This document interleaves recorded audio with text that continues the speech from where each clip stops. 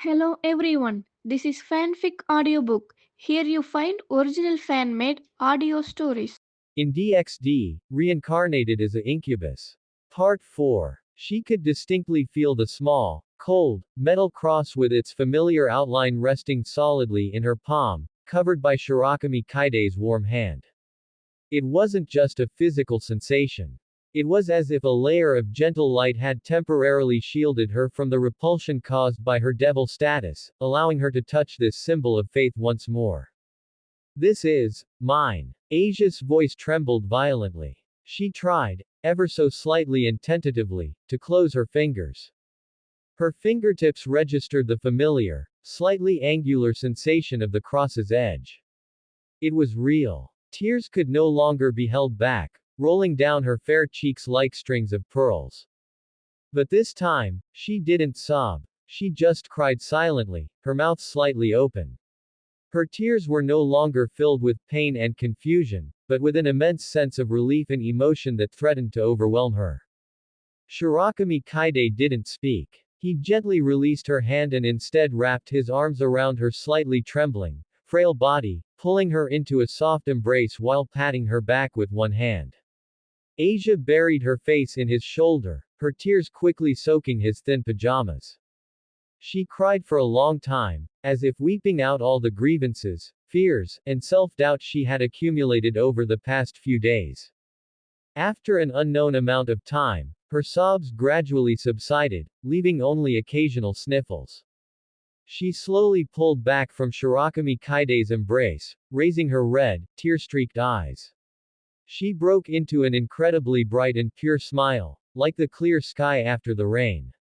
Thank you, Mr. Bai Shufeng. Her voice was still a little hoarse, but every word was filled with sincerity. Truly, thank you very much. Having said that, as if gathering all her courage, she suddenly stood on her tiptoes and quickly pressed a kiss onto Shirakami Kaide's lips, a feather-light touch, salty with tears and fragrant with the scent of a young girl. It was a fleeting touch. Then, before Shirakami Kaide could react, she blushed like a startled rabbit, turned, lifted the hem of her nightgown, and ran towards the wooden cabin without looking back, quickly disappearing behind the door. Shirakami Kaide remained standing there, the cool, soft sensation lingering on his lips, holding the cross that seemed to still carry Asia's palm warmth and tear stains. The night wind blew, bringing a trace of coolness. He looked down at the cross in his hand, then at the direction Asia had disappeared, and the corner of his mouth involuntarily curled into a gentle, helpless smile as he silently grumbled internally. Hey, sister, don't you want your cross? Are you really that impious? The moonlight remained bright, silently enveloping the mountains and woods. Asia Argento affection level 55 gratitude, trust, vague attachment and heartbeat. Lust value 25 fluctuation due to intimate contact and immense emotional impact. The next morning, Graphia summoned everyone. Her gaze, as calm and unruffled as ever, swept over the group and finally landed on Shirakami Kaide. Lord Shirakami Kaide, her clear, cold voice rang out, "Today, I will conduct your final specialized training. This may bridge the remaining gap between your foundational demonic power and fighting skills."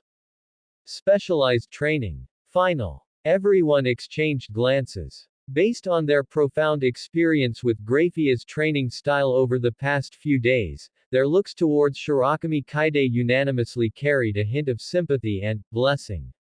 After all, having the silver-haired Annihilation Queen personally arrange the final training session was definitely not going to be easy. Good luck, little Bai Shufeng tilde, Akino waved with a smile. You can do it, Shirakawa Kaide-kun. Yuto encouraged. Rias's eyes held concern. Don't overexert yourself. Kaneko. Don't die. Asia. Please be careful.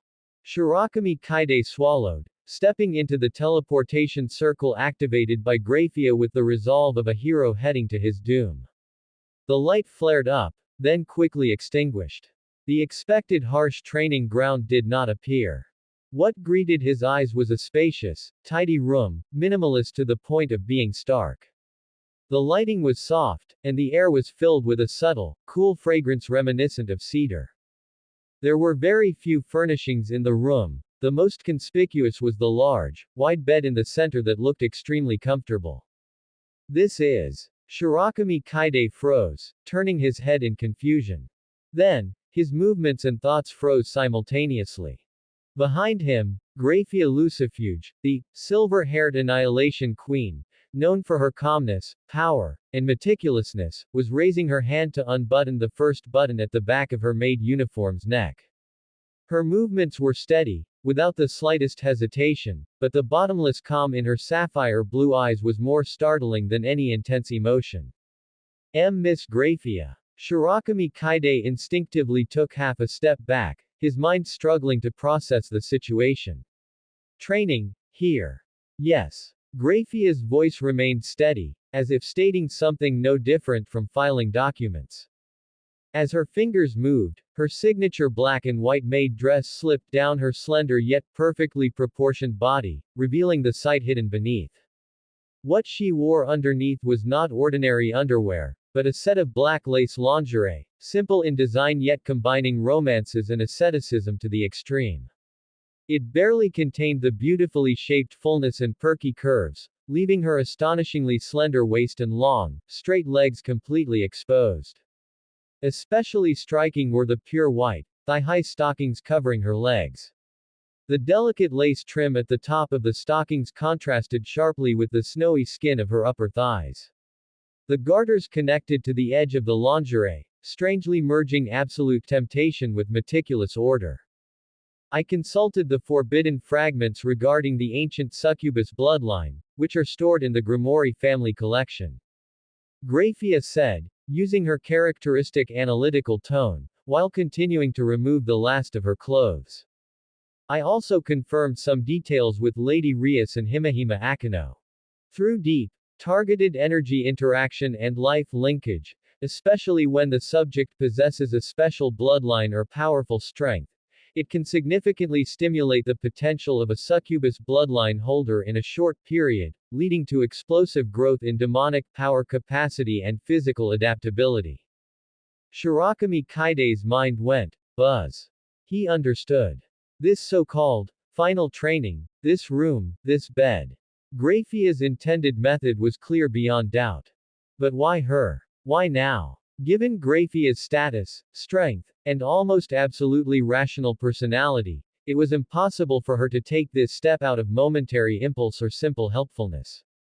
In a flash of lightning, Shirakami Kaide's mind raced through Graphia's background information. She originated from the top-tier noble family of the Old Devil faction, the Lucifuge family, and was once the terrifying, silver-haired Annihilation Queen of the Old Devil faction. During the decisive battle, she defected to Searsex, becoming one of the greatest contributors to ending the civil war and establishing the new order. After the war, the Old Devil faction and its associated forces must have undergone a complete reckoning and purge, especially families like the Lucifuge family, who were confidants of the Old Devil King.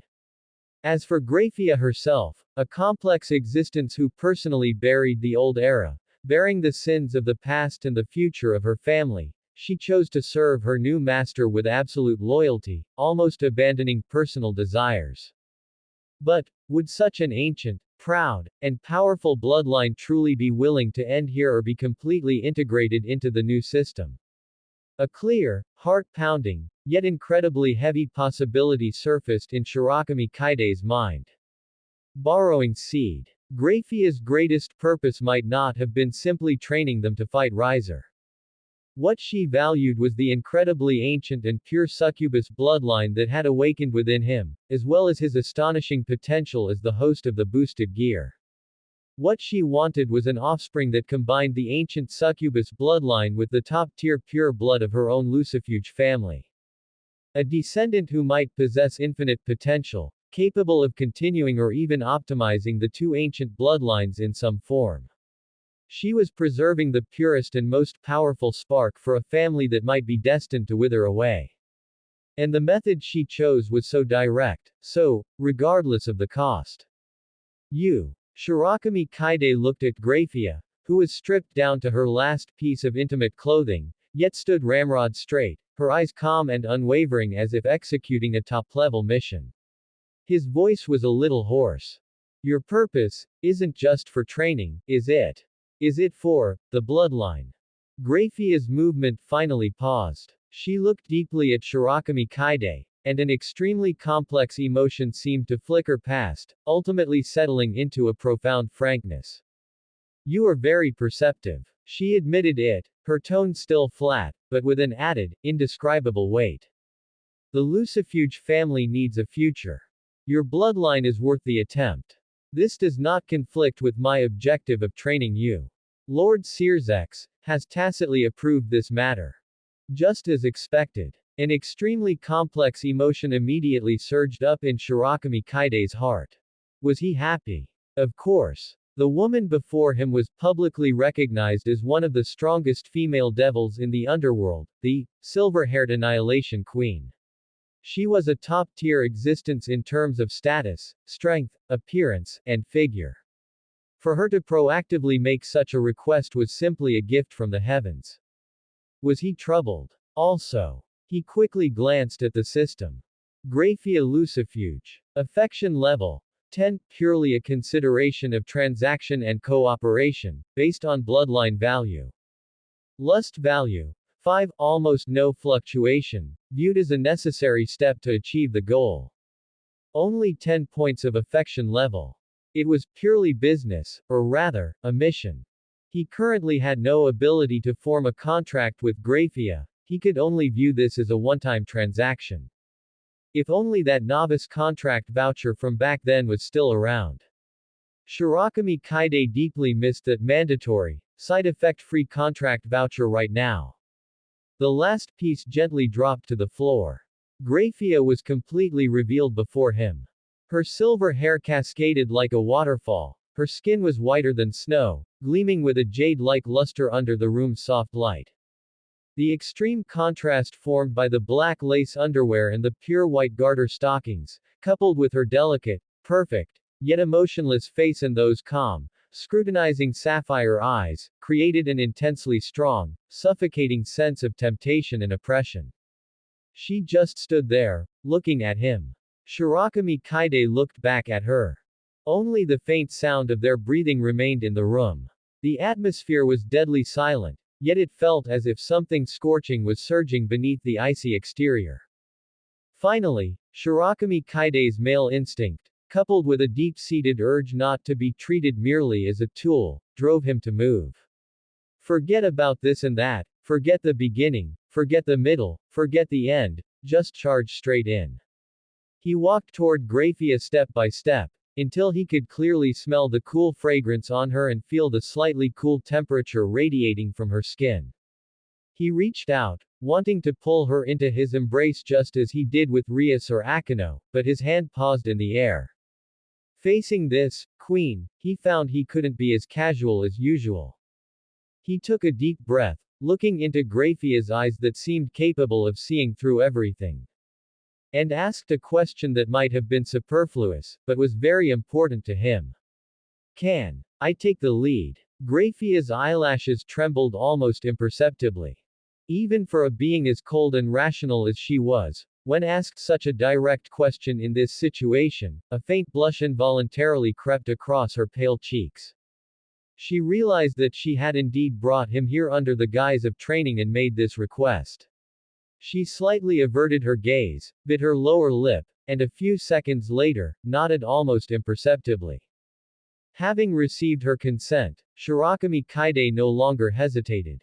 He reached out, his fingertips gently lifting Graphia's exquisite chin, making her look him in the eye again. Then, he lowered his head and, with both tentative caution and tenderness, kissed the lips that usually uttered calm commands. The touch was slightly cool, soft, yet somewhat stiff.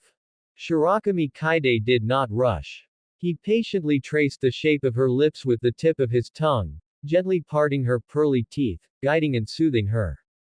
His other hand wrapped around her slender yet resilient waist, pulling her slightly cool body toward his warm chest. Initially, Graphia's body was completely rigid, her hands hanging by her sides, like an exquisite doll. But gradually, perhaps because Shirakami Kaide's kiss was not unpleasant, her stiff back slowly relaxed, and the hands hanging by her sides hesitantly and tentatively lifted, gently wrapping around Shirakami Kaide's waist. This was a signal of tacit consent. Shirakami Kaide's kiss deepened, becoming hotter. His hands also began to roam across her smooth back, feeling the astonishing elasticity and resilient muscle lines, finally covering the perfectly shaped fullness encased in black lace. Graphia let out an extremely faint, long-suppressed nasal sound, and her body trembled slightly. After a long time, their lips parted. A silver thread of saliva connected their mouths, appearing extraordinarily sensual in the light. Graphia's breathing was finally no longer steady, a more noticeable blush stained her pale cheeks, and a faint film of mist covered her eyes. Although she still tried hard to maintain her composure, deep within her eyes, the layer of ice had begun to melt. Shirakami Kaide stopped waiting. He scooped Graphia up in his arms. Her body was very light, yet contained unimaginable strength. He walked toward the large bed in the center of the room and gently placed her on the soft mattress. Graphia didn't look at him. Instead, she turned her head to the side, her silver hair spreading across the dark sheet. Her hands nervously gripped the sheet beneath her, and her long, beautiful legs, clad in pure white garter stockings, were pressed together, her toes slightly curled. This subconscious movement, revealing a hint of nervousness and shyness, was more blood-boiling than any of her usual calm postures. Shirakami Kaide quickly stripped off his clothes, simultaneously sinking his consciousness into the system shop. He needed a little help, not to force her, but to break through her final emotional barrier and prevent this interaction from becoming a completely cold mission. He quickly filtered the list, spending 30 points to exchange for a small bottle of spiritual nectar, which could stimulate lust and amplify the senses without stripping away rationality. He drank the potion, then leaned down and pressed himself against that perfect body once more. He gently turned Graphia's face toward him, kissed her again under her slightly stunned gaze, and transferred the cool, sweet potion from his mouth to hers. Graphia's throat moved slightly, and she subconsciously swallowed it. Soon, a warm, strange feeling rose from her lower abdomen and quickly flowed throughout her limbs. Her heart, which had only been slightly rippled, felt as if a scorching stone had been dropped into it. The ripples quickly expanded, turning into a surging tide. Her breathing suddenly became rapid, her skin began to flush an alluring pink, and her body temperature noticeably rose. The mist in her sapphire eyes grew thicker, and the light of rationality was blurred by the steadily rising desire. Shirakami Kaide's kiss became more aggressive, and his hands grew bolder. Shirakami Kaide grabbed her ankles, which were clad in pure white garter stockings, lifted them, and rested them on his shoulders. Graphia Lucifuge Lust Value +10, +20, plus. Points +10, +20, plus. Experience points greatly increased. Host's basic magic capacity permanently slightly increased. Physical fitness strengthened. The system notifications flashed across his mind like a screen refresh, but Shirakami Kaide had no time to look closely. He flipped Graphia over, making her kneel prone on the bed. He could clearly see the graceful curve of her back and her impossibly slender waist. Energy interaction reached its peak. Experience points +100. Graphia Lust Value Peak. 85. Graphia Affection Level Change. 10 Right Pointing Arrow 15 Complex Recognition. Preliminary affirmation of the host's ability and responsibility, a faint trace of peculiar affection seeping into the transactional relationship. Level increased. LV4 Right Pointing Arrow LV5. All basic attributes improved. Contractable servant quota +1. Current contractable servant quota 4. Total points accumulated 320. The storm gradually subsided. Graphia lay weakly on the bed, her silver hair damp with sweat sticking to her cheeks and smooth back, her entire body flushed pink, breathing softly. The pure white garter stockings were already ruined beyond recognition. The haze and desire in her eyes slowly receded, and her clear gaze returned. She looked complexly at Shirakami Kaide, who was also steadying his breathing. The room was filled with the lingering, sensual scent of their intimacy. The day had just begun. Early the next morning, when Shirakami Kaide returned alone to the mountain villa via the teleportation circle, he was greeted by the gazes of his companions, mixed with confusion, concern, and a hint of scrutiny. He looked somewhat peculiar. His exhaustion was evident, the faint dark circles under his eyes and his slightly hoarse voice confirmed it.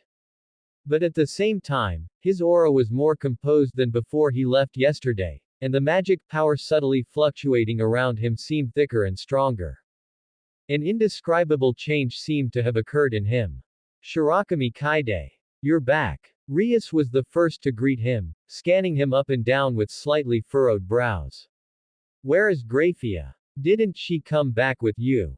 Miss Graphia. A flash of Graphia's final appearance, powerlessly curled up on the messy sheets, silver hair spread out, her body covered in suggestive marks, crossed Shirakami Kaide's mind, and his throat involuntarily went dry.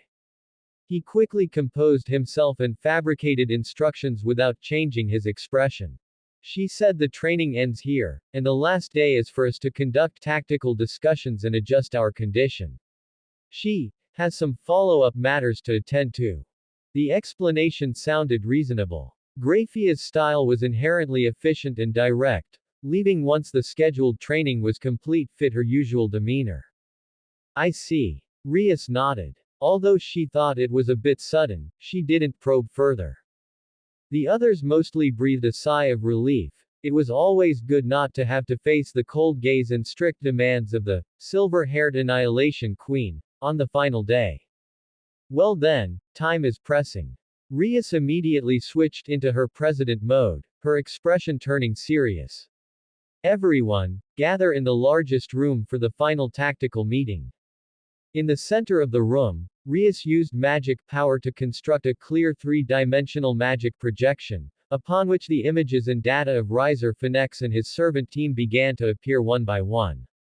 The first to appear was Riser himself, with golden hair and an arrogant, frivolous smile on his face.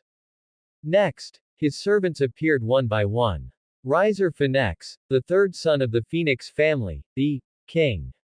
You all know his abilities. The Phoenix's flames and healing, his near-immortal trait, which is the most troublesome aspect of him. Rias's voice was calm. Then came the Queen, Ubeluna, a mature, high-class devil woman holding a staff. In the projection, a casual wave of her hand unleashed a powerful torrent of magic power. Queen, Ubeluna. A high-class devil, skilled in wide-area magic and high-power bombardment. She is the opponent's most stable core of long-range firepower and magical barrier support point. Akino, she is your main opponent. Next, two female devils wearing heavy armor appeared. They were the Rooks. Two Rooks, pure strength and defense types, responsible for frontline advancement and cover. A light-footed female devil dressed as a knight appeared. In the projection, her speed was so fast that she left afterimages. One knight, possessing acceleration-type sacred gear or ability, responsible for high-speed surprise attacks and harassment. Two female devils dressed in robes similar to those of a priest appeared. They were the bishops. Two bishops, specializing respectively in support enhancement magic and barrier sealing. Asia, you need to pay special attention to the opponent's support effects and possible interference with healing. Finally, 8 figures appeared simultaneously. Leading them was a girl who looked young, had beautiful drill-style twin tails, and a rather serious expression, Revel Phoenix, one of Riser's bishops. Behind her, 7 unique female pawns, lined up sequentially. 8 pawns, commanded by his younger sister, Revel Phoenix. She herself possesses excellent tactical acumen and considerable magical ability. And these 8 pawns. Rias paused, and the projection zoomed in, allowing everyone to see their appearance clearly. Although Shirakami Kaide already knew from the original work that Riser had a beautiful girl servant legion, the visual impact was still extraordinary when the magic projection clearly displayed all 15 servants at once. An heroic female knight in exquisite armor, a charming female sorceress draped in a gorgeous cloak, an Eastern beauty with a hot figure wearing a high-slit cheongsam, twin girls with fluffy beast ears standing up on their heads, identical-looking twin sisters with cold expressions, a petite and cute loli, two romantic and daring older sisters, and a graceful Yamato Nadeshiko in an elegant kimono. All 15 servants were female, each with her own unique charm, and every one of them was either a beauty or a beautiful girl. Yuto was also stunned. Kaneko pouted. Asia covered her mouth in surprise. Akino chuckled lightly. It seems the young master Phoenix has very consistent taste. Shirakami Kaide's mouth twitched slightly. The excitement he felt from his increase in strength was instantly diluted by a powerful surge of male envy, jealousy, and resentment. Is this the joy of being a pure-blooded high-class devil? 15 of them. And all beauties. Although his own president and senior Akino were absolutely top tier in terms of quality, along with potential stocks like Kaneko and Asia, in terms of quantity. Was this a setup orchestrated by Capital? A full roster, 16 against 6. Rias's voice pulled everyone's attention back to reality, her tone solemn. In terms of numbers and overall experience, we are at an absolute disadvantage. The video began playing battle clips from Riser's team's past raiding games, Ubeluna's artillery coverage, the two rooks advancing like fortresses, the knights cutting in like ghosts, Rebel commanding the pawns in flexible formations to flank, and Riser calmly recovering amidst attacks. Pressure, real and tangible pressure, weighed on everyone's hearts. However, Rias turned off the screen, her gaze sweeping across each of her servants, a fire of refusal to lose burning in her violet eyes. We are not without a chance of victory. Our advantage lies in our individual uniqueness and growth potential, as well as the bond between us and our determination to fight for a common goal. She then began to deploy her tactics. The core strategy was to avoid being dragged into a war of attrition by the opponent's numerical advantage. They would use the terrain and rules to divide the battlefield, creating opportunities for local outnumbering or pitting strength against weakness. The tactics weren't complex, but they relied heavily on everyone's execution and adaptability, especially the performance of Shirakami Kaide as a mobile unit. The meeting lasted the entire morning, repeatedly simulating various possibilities. In the afternoon, everyone did their final relaxation and state adjustments, checking equipment and focusing their minds. Night fell. For tomorrow's decisive battle, everyone needed plenty of rest. Even the usually boldest, Akino, only lightly kissed Shirakami Kaide's forehead when she brought him soothing tea, saying, "Rest well, I'll be watching your performance tomorrow before leaving." Rias also only gave him a deep look when they met in the corridor, whispering a low, "Good night." Back in his room, the slight disappointment Shirakami Kaide felt because there was no night raid, was quickly replaced by anticipation for tomorrow's battle and the freshness brought by the system upgrade. He sat cross-legged on the bed and sank his consciousness into the system. Host. Shirakami Kaide. Level. LV5, experience points 24 100ths. Contractable servant slots. 4. Contracted servants. 2. Points. 320. Skill points. 1. Reaching LV5, in addition to a comprehensive boost in basic attributes, also brought a new skill. Servant summoning. Type. Special skill, no level. Effect. Consumes mana to instantly summon a servant with whom a succubus contract has been established to the host's side, ignoring distance. Only one servant can be summoned at a time. The summoned servant will maintain their state from the moment of summoning. There is a short cooldown after summoning, and the servant can refuse the summons of their own will. Summoning while ignoring distance. Shirakami Kaide's eyes lit up. This was a strategic level skill. It could play a role in reversing the tide of battle at a critical moment. And, I happen to have points, time for a wave of enhancement. He looked at his balance of 320 points, his thoughts racing. Tomorrow was the final battle. He had to convert resources into immediate combat power. He spent 90 points to exchange for 9 skill points, which, added to the 1 point from leveling up, gave him a total of 10 skill points. How to distribute them? He quickly thought about his tactical role for tomorrow: mobility, burst, control, and survival. Static gaze LV3 right pointing arrow LV4 cost 1 point, single target control duration extended, effect decay reduced against strong enemies, cooldown shortened.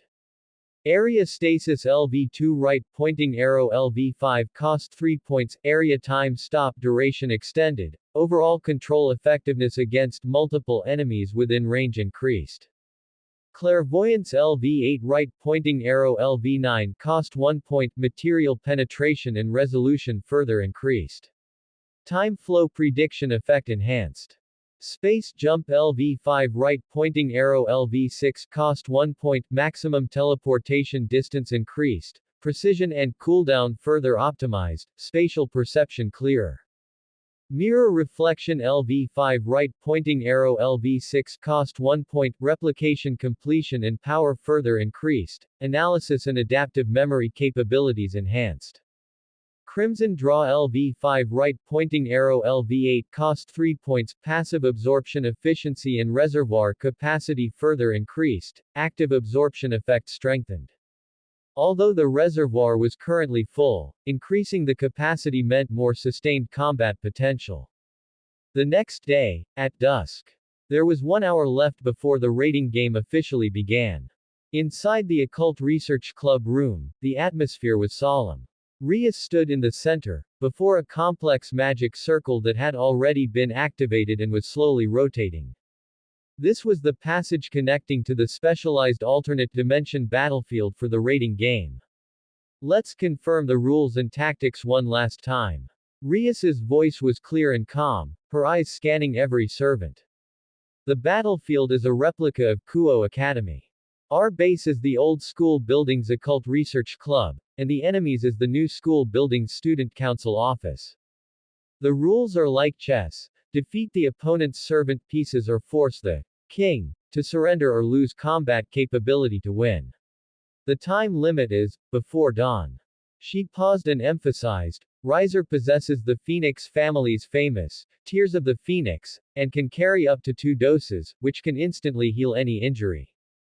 This means that unless we can cause a blow that exceeds his recovery limit in an instant, or exhaust his tears, it will be extremely difficult to truly defeat him.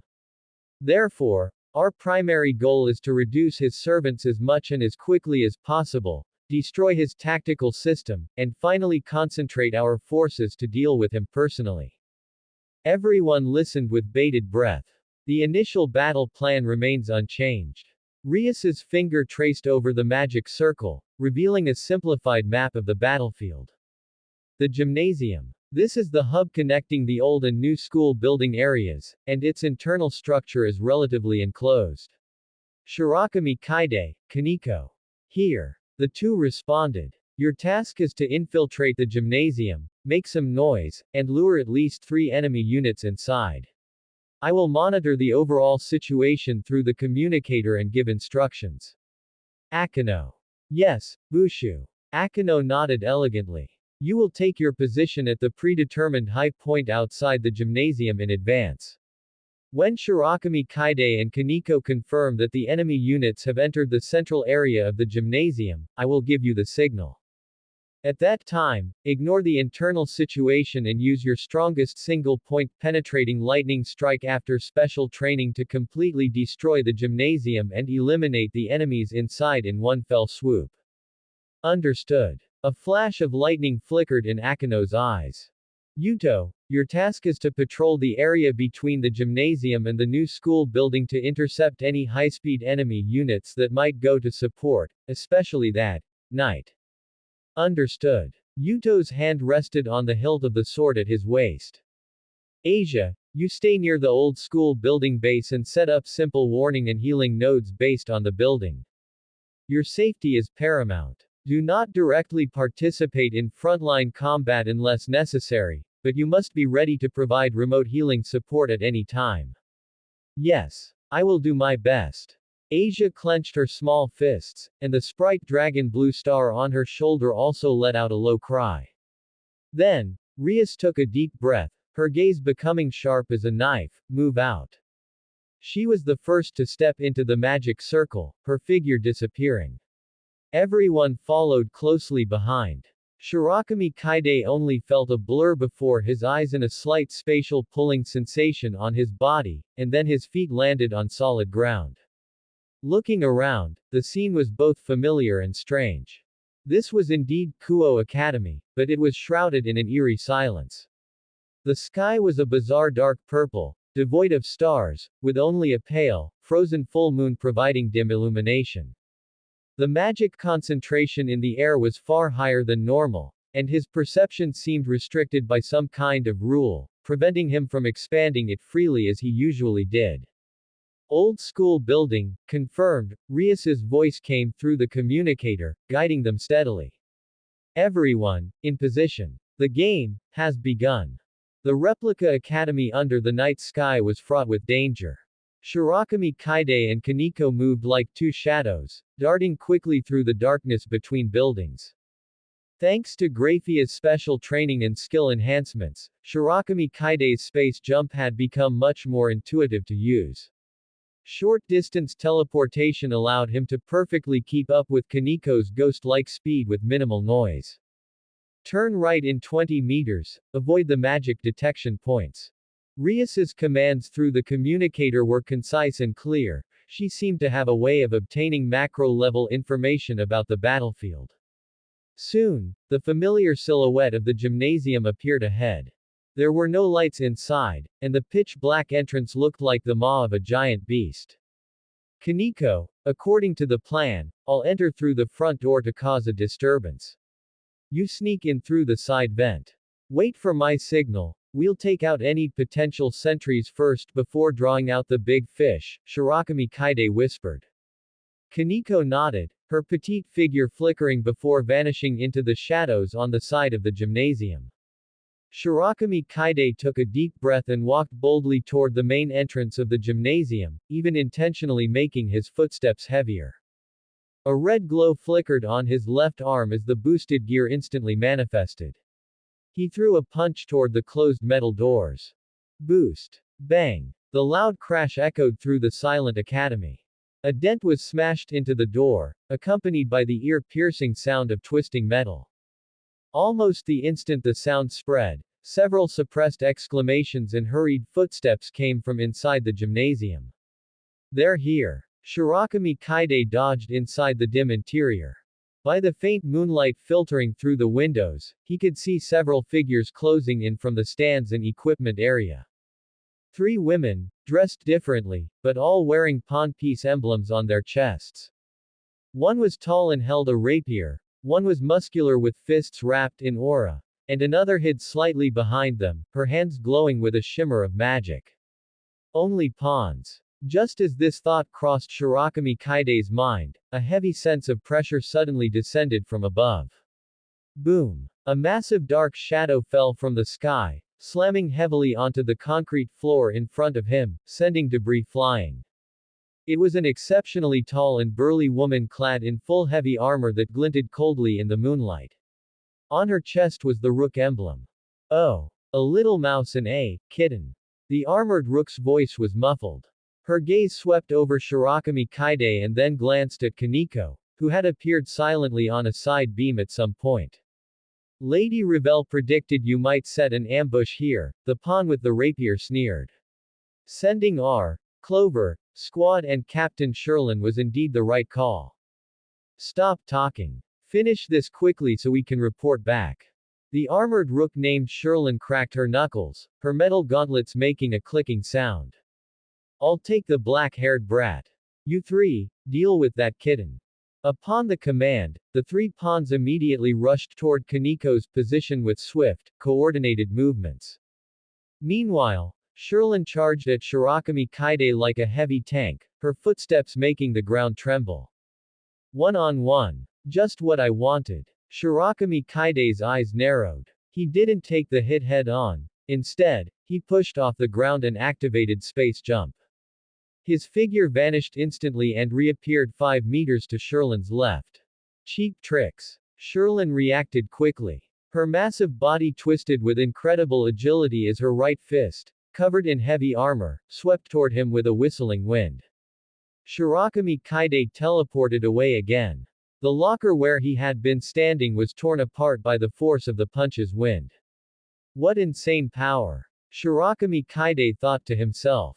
The defense and strength of a rook truly lived up to its reputation. While using teleportation and speed to maneuver, he observed Kaniko's battle on the other side. The 3 pawns surrounded Kaniko, launching a fierce assault of rapier thrusts, powerful punches, and magical interference.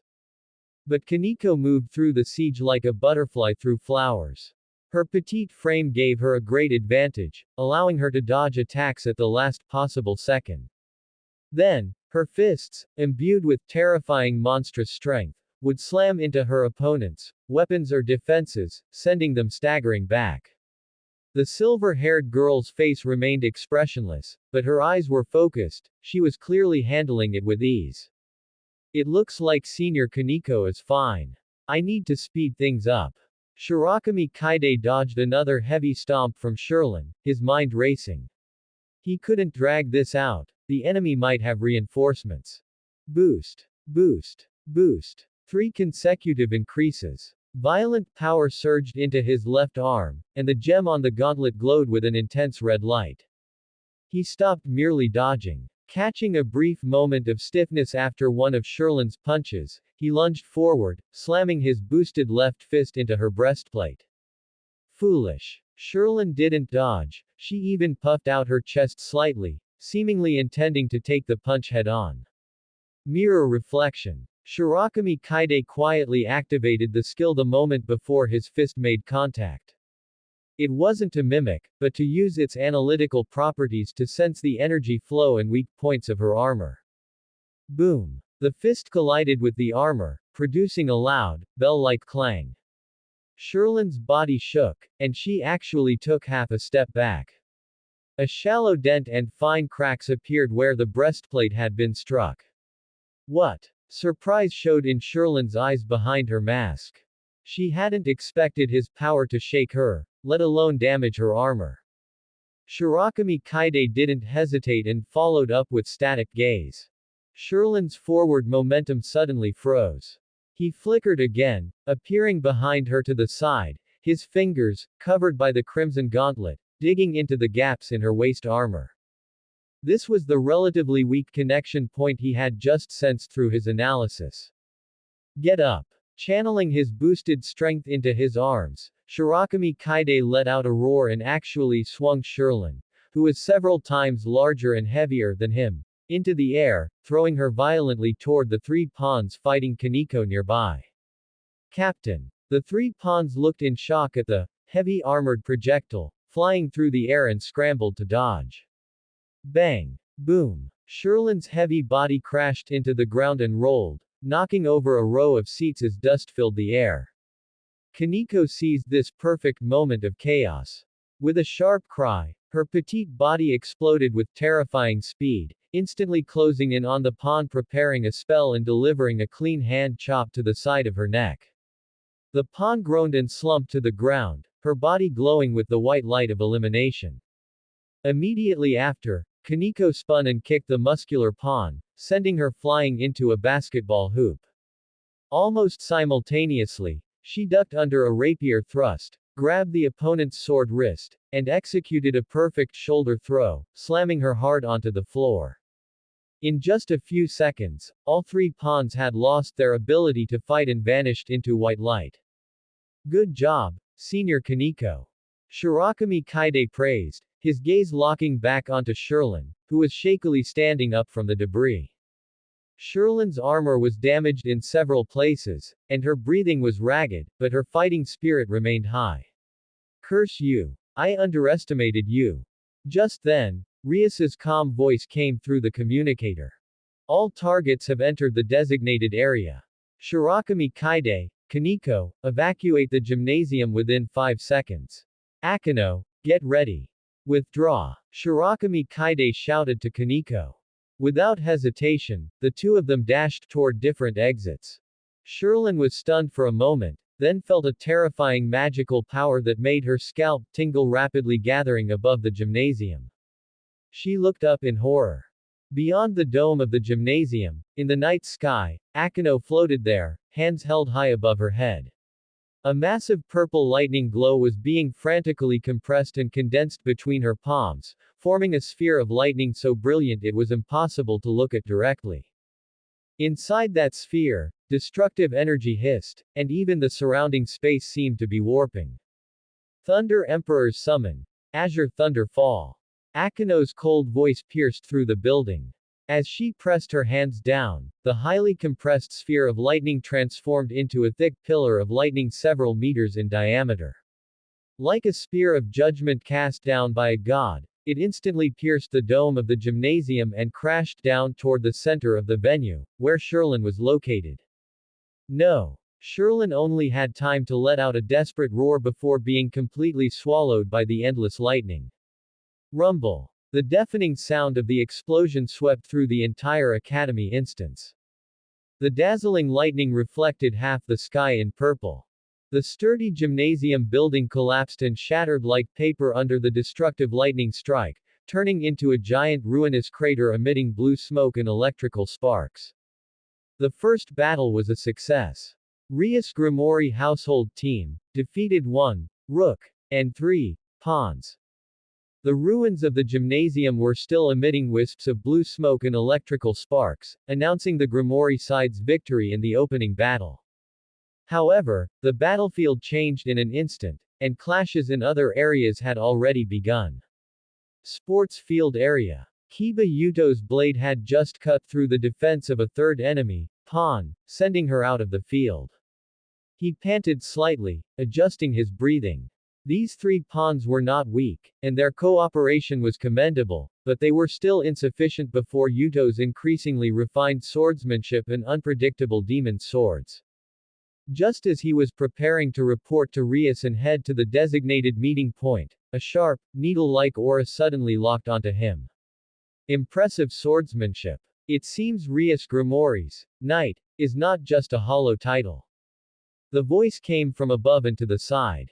Yuto looked up to see a female devil dressed in light leather armor, holding a slender rapier, standing gracefully on the sports field's lighting tower. She had a slender figure and sharp eyes, wearing the knight emblem on her chest. Kuroha. You are very fast. Kuroha leapt down, landing 10 meters in front of Yuto. But I wonder if you can outrun my Gale. Before she finished speaking, her figure blurred, like a streak of blue light, the cold glint of her rapier pointing directly at Yuto's throat. The speed was astonishing. Yuto's pupils constricted, and he instinctively stepped aside. At the same time, a slender demon sword wrapped in cold air instantly formed in his hand.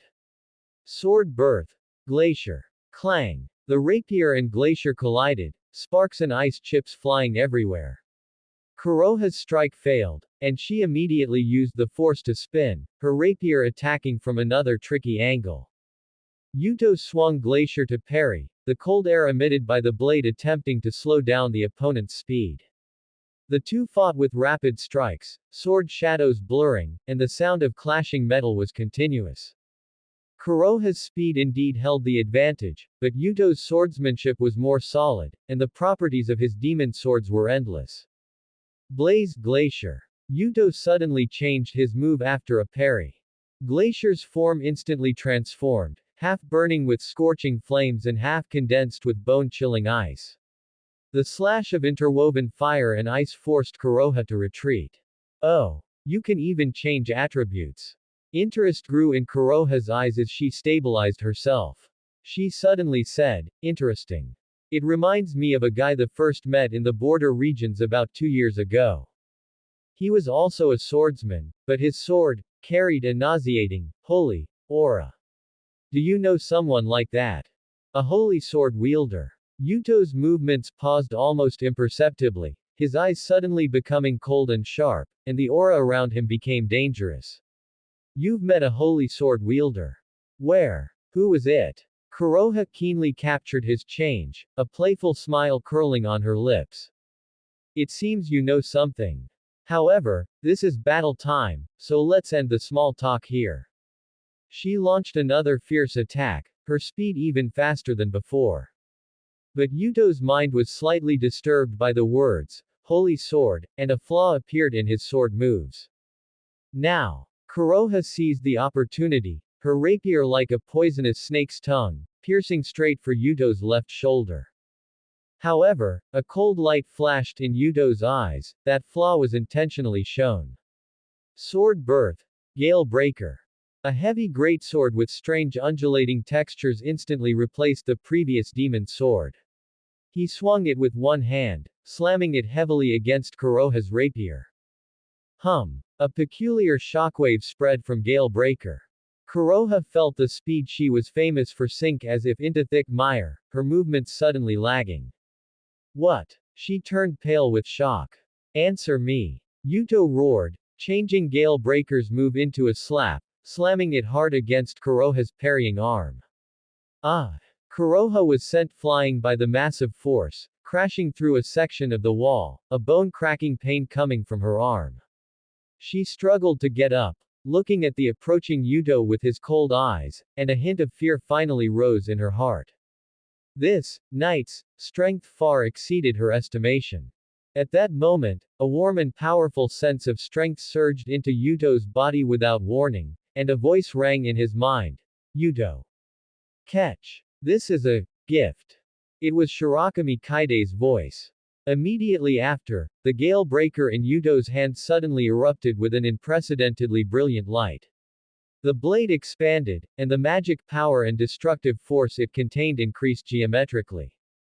This power is the Red Dragon Emperor's gift. Yuto instantly understood.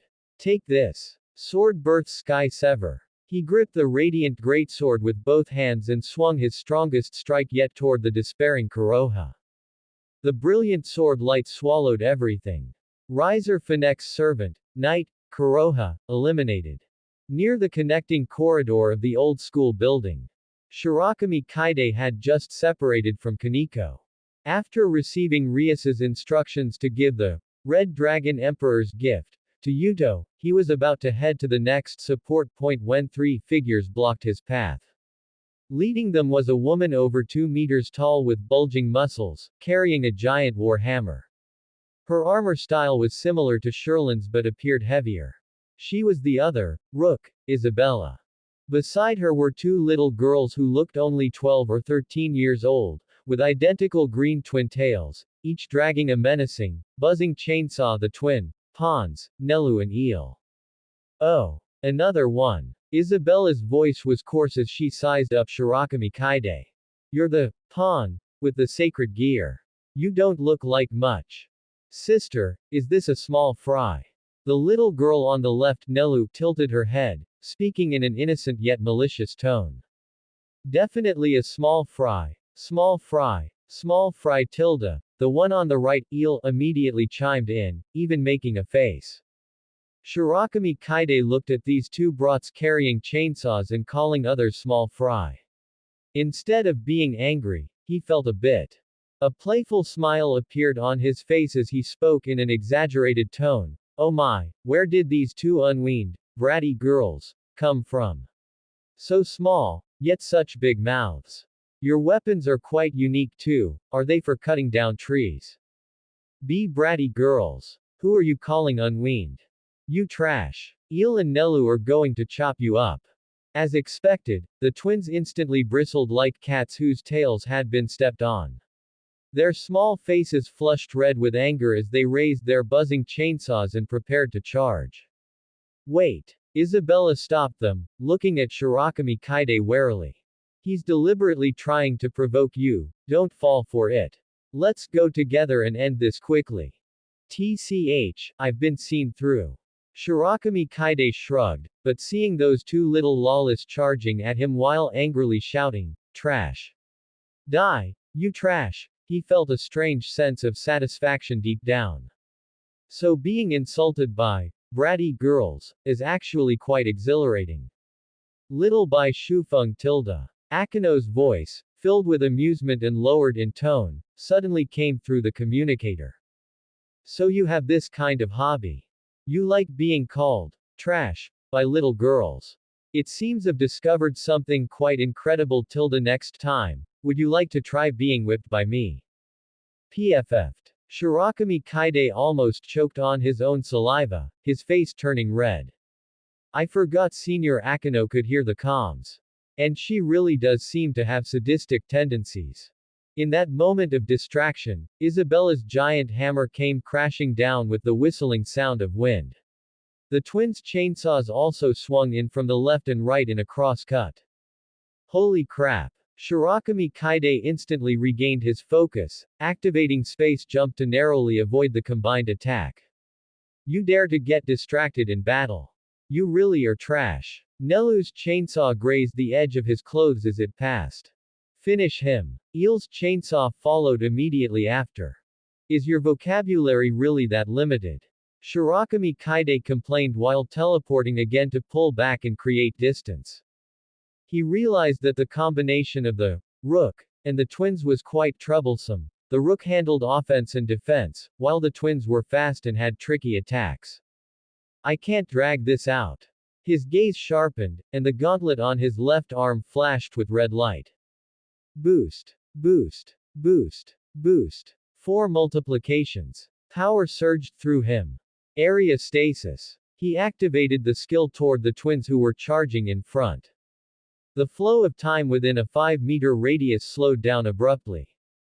Nelu and Eel's movements as they charged forward and swung their chainsaws suddenly looked like slow motion.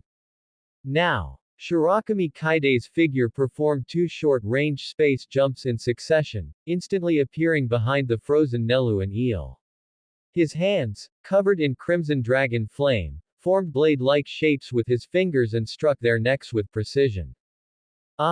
TRA. The 2 little lawless eyes rolled back as they slumped to the ground. Their chainsaws fell from their hands, and their bodies glowed with the white light of elimination.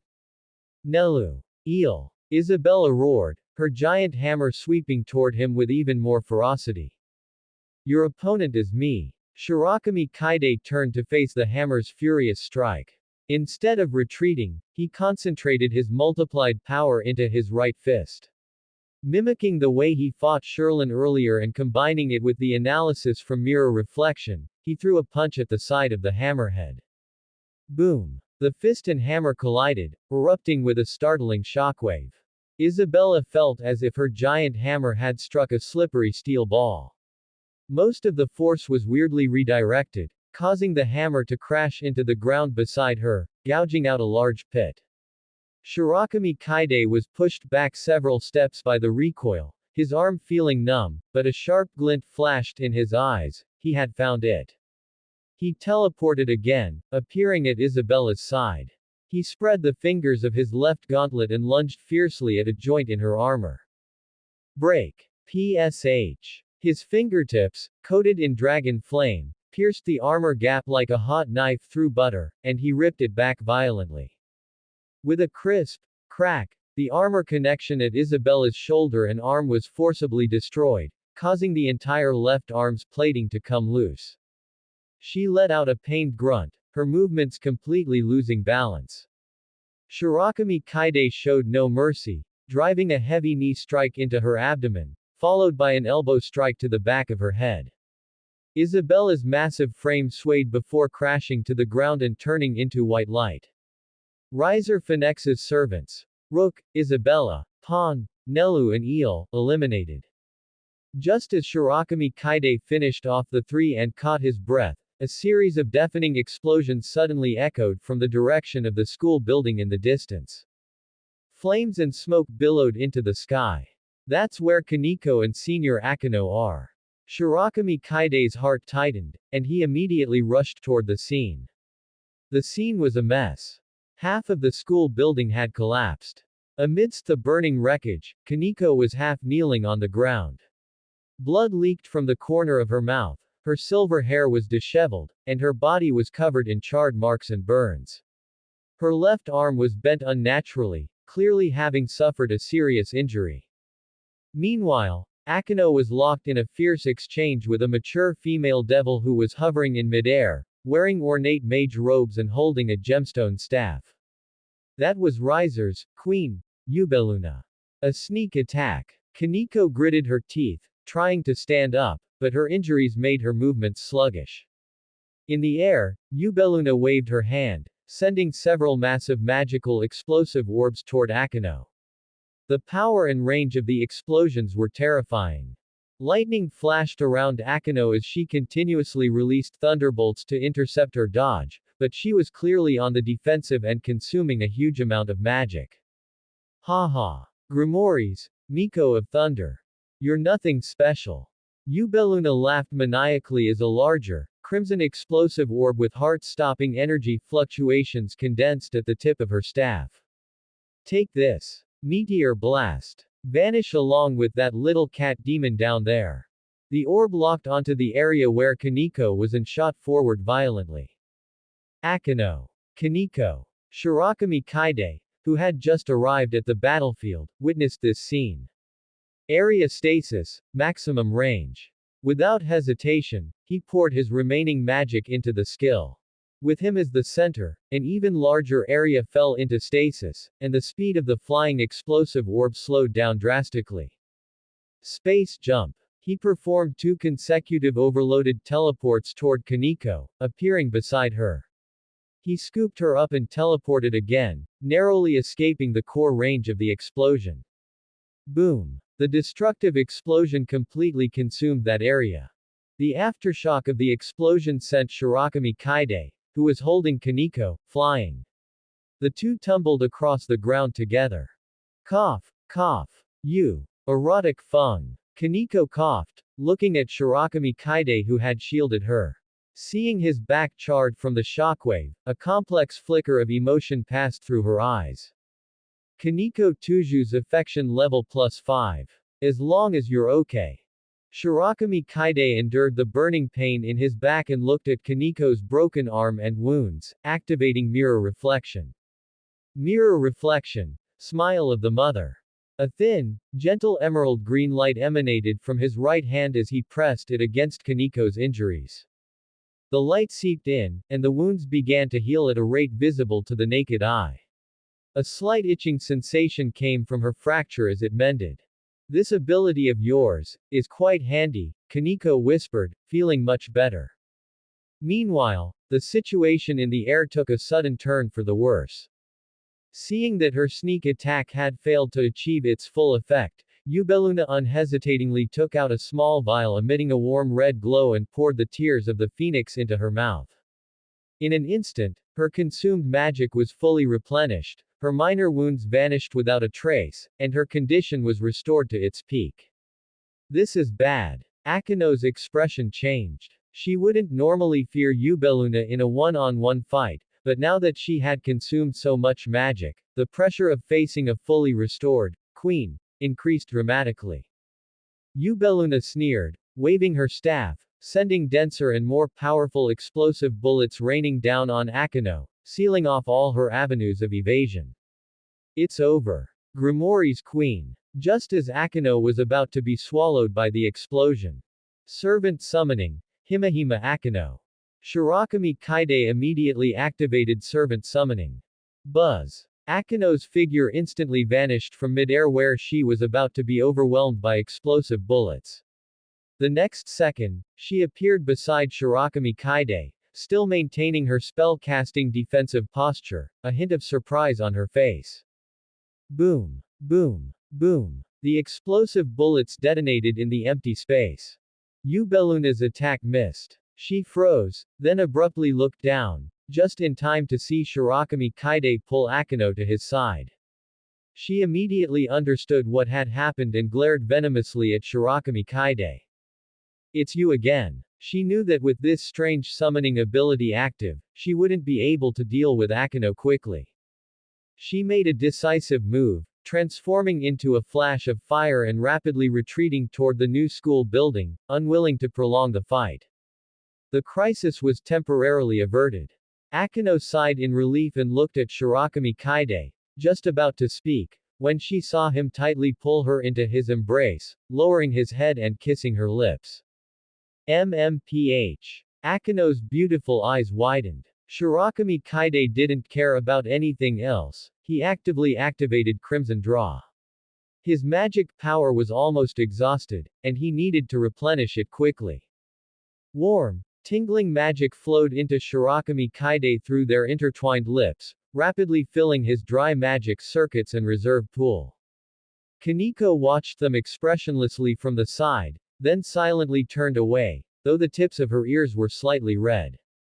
A moment later, they parted. Akino's cheeks were slightly flushed, and she gave Shirakami Kaide a watery-eyed glare, but she wasn't truly angry. Instead, she licked her lips. Honestly, are you that desperate to replenish your magic? But, it tasted good. Shirakami Kaide chuckled, feeling that his magic power had recovered significantly. He looked in the direction Yubeluna retreated, his expression grave. This, queen, was more troublesome than anticipated, both for her decisive use of Tears of the Phoenix, and her unwillingness to linger in battle. We can't let her rendezvous with Riser. Shirakami Kaide immediately contacted Yuto via the communicator. Yuto. Yubeluna is retreating towards the new school building. She might pass near your area. Try your best to stop her, but avoid direct combat. She just used the Tears of the Phoenix.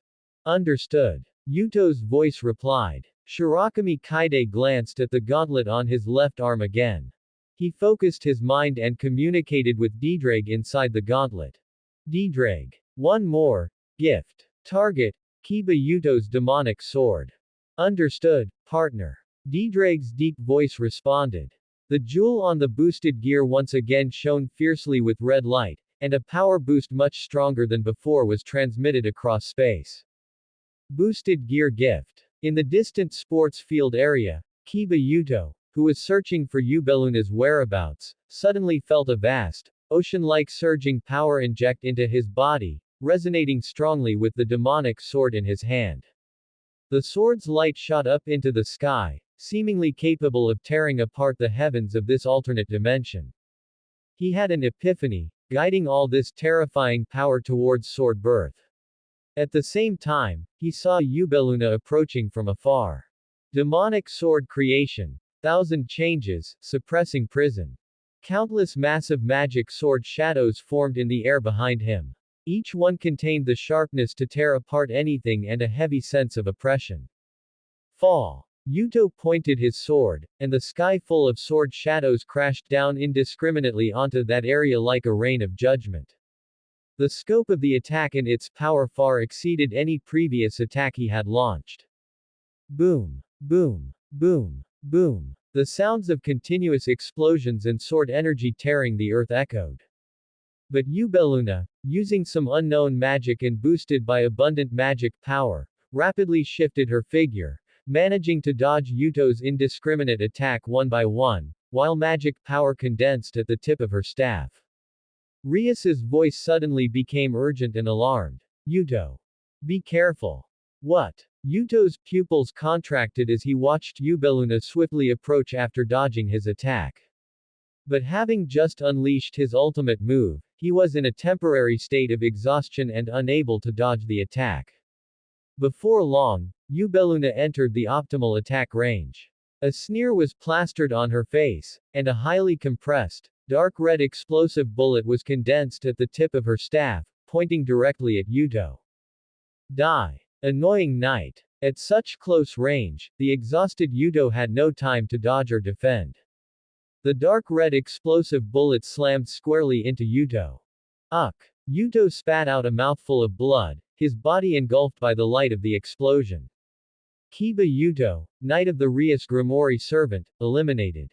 When the light dissipated, all that remained where Yuto had stood was a scorched crater and slowly fading white light. Yuto Senpai. Asia's tearful voice came through the communicator. Shirakami Kaide frowned. It wasn't that Yuto's attack was weak, but that Yubeluna's methods were too cunning. Relying on Yuto alone to stop her was indeed insufficient. Akino and Kaneko also fell silent, and the atmosphere grew heavy. Everyone, don't lose heart. Rias's voice rang out again, forcing herself to remain composed, but a slight tremor was audible. We still have a chance. She paused, and her voice became even more resolute. Now, retreat and establish a defensive perimeter at the old school building. We need to reformulate our strategy. We haven't lost yet. New school building, student council office. Riser Phoenix watched the battle situation displayed on the crystal ball before him with a gloomy expression. In a short time, he had lost more than half of his servants, including the important knight and rook, and only 3 pawns remained. Trash. A bunch of trash. He cursed under his breath. Older brother, please calm down. A clear and calm voice rang out. Revel Phoenix, with golden drill pigtails and wearing an exquisite dress, walked up to him and said. The opponent's growth potential and tactical execution ability exceeded our initial assessment. Especially that, pawn, Shirakami Kaide, his space-time control, energy mimicry, and that summoning ability are major variables. Then what do you suggest we do? Riser asked irritably. Level looked at the Grimoire side, who were beginning to retreat toward the old school building in the crystal ball, and a cold smile, unsuitable for her age, curled up at the corner of her mouth. They are retreating to defend, hoping to use the complex terrain of the old school building for a defensive counterattack, and simultaneously allow that healing, bishop, to be effective. In that case, we won't give them the chance. She raised her small hand and pointed at the old school building in the crystal ball. Gather all remaining forces. Have Yubeluna-sama conduct an ultra-long-range magic bombardment, covering the old school building area, forcing them out of cover or making them endure massive attrition.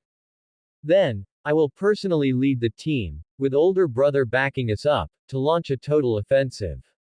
Under absolute power and my tactical command, we will crush them, along with their pathetic will to resist. In her eyes burned the pride of the Phoenix family heir and the determination to win. The game should be coming to an end now, older brother. The old school building area. Rias and Asia had already set up a defensive barrier here. A pale red magic barrier enveloped the main building of the old school building. This was a temporary fortification Rias had constructed using her own magic power and several pre-placed magic nodes. Asia, concentrate on maintaining the wide area effective, smile of the mother. Rias stood by a broken window on the second floor, alertly scanning the outside. Even if it only relieves a little fatigue and minor injuries, it will buy us more recovery time. Yes, President Rias. Asia knelt in the center of the hall, her hands clasped in front of her chest. A jade-green healing halo slowly spread out from her, enveloping the entire building.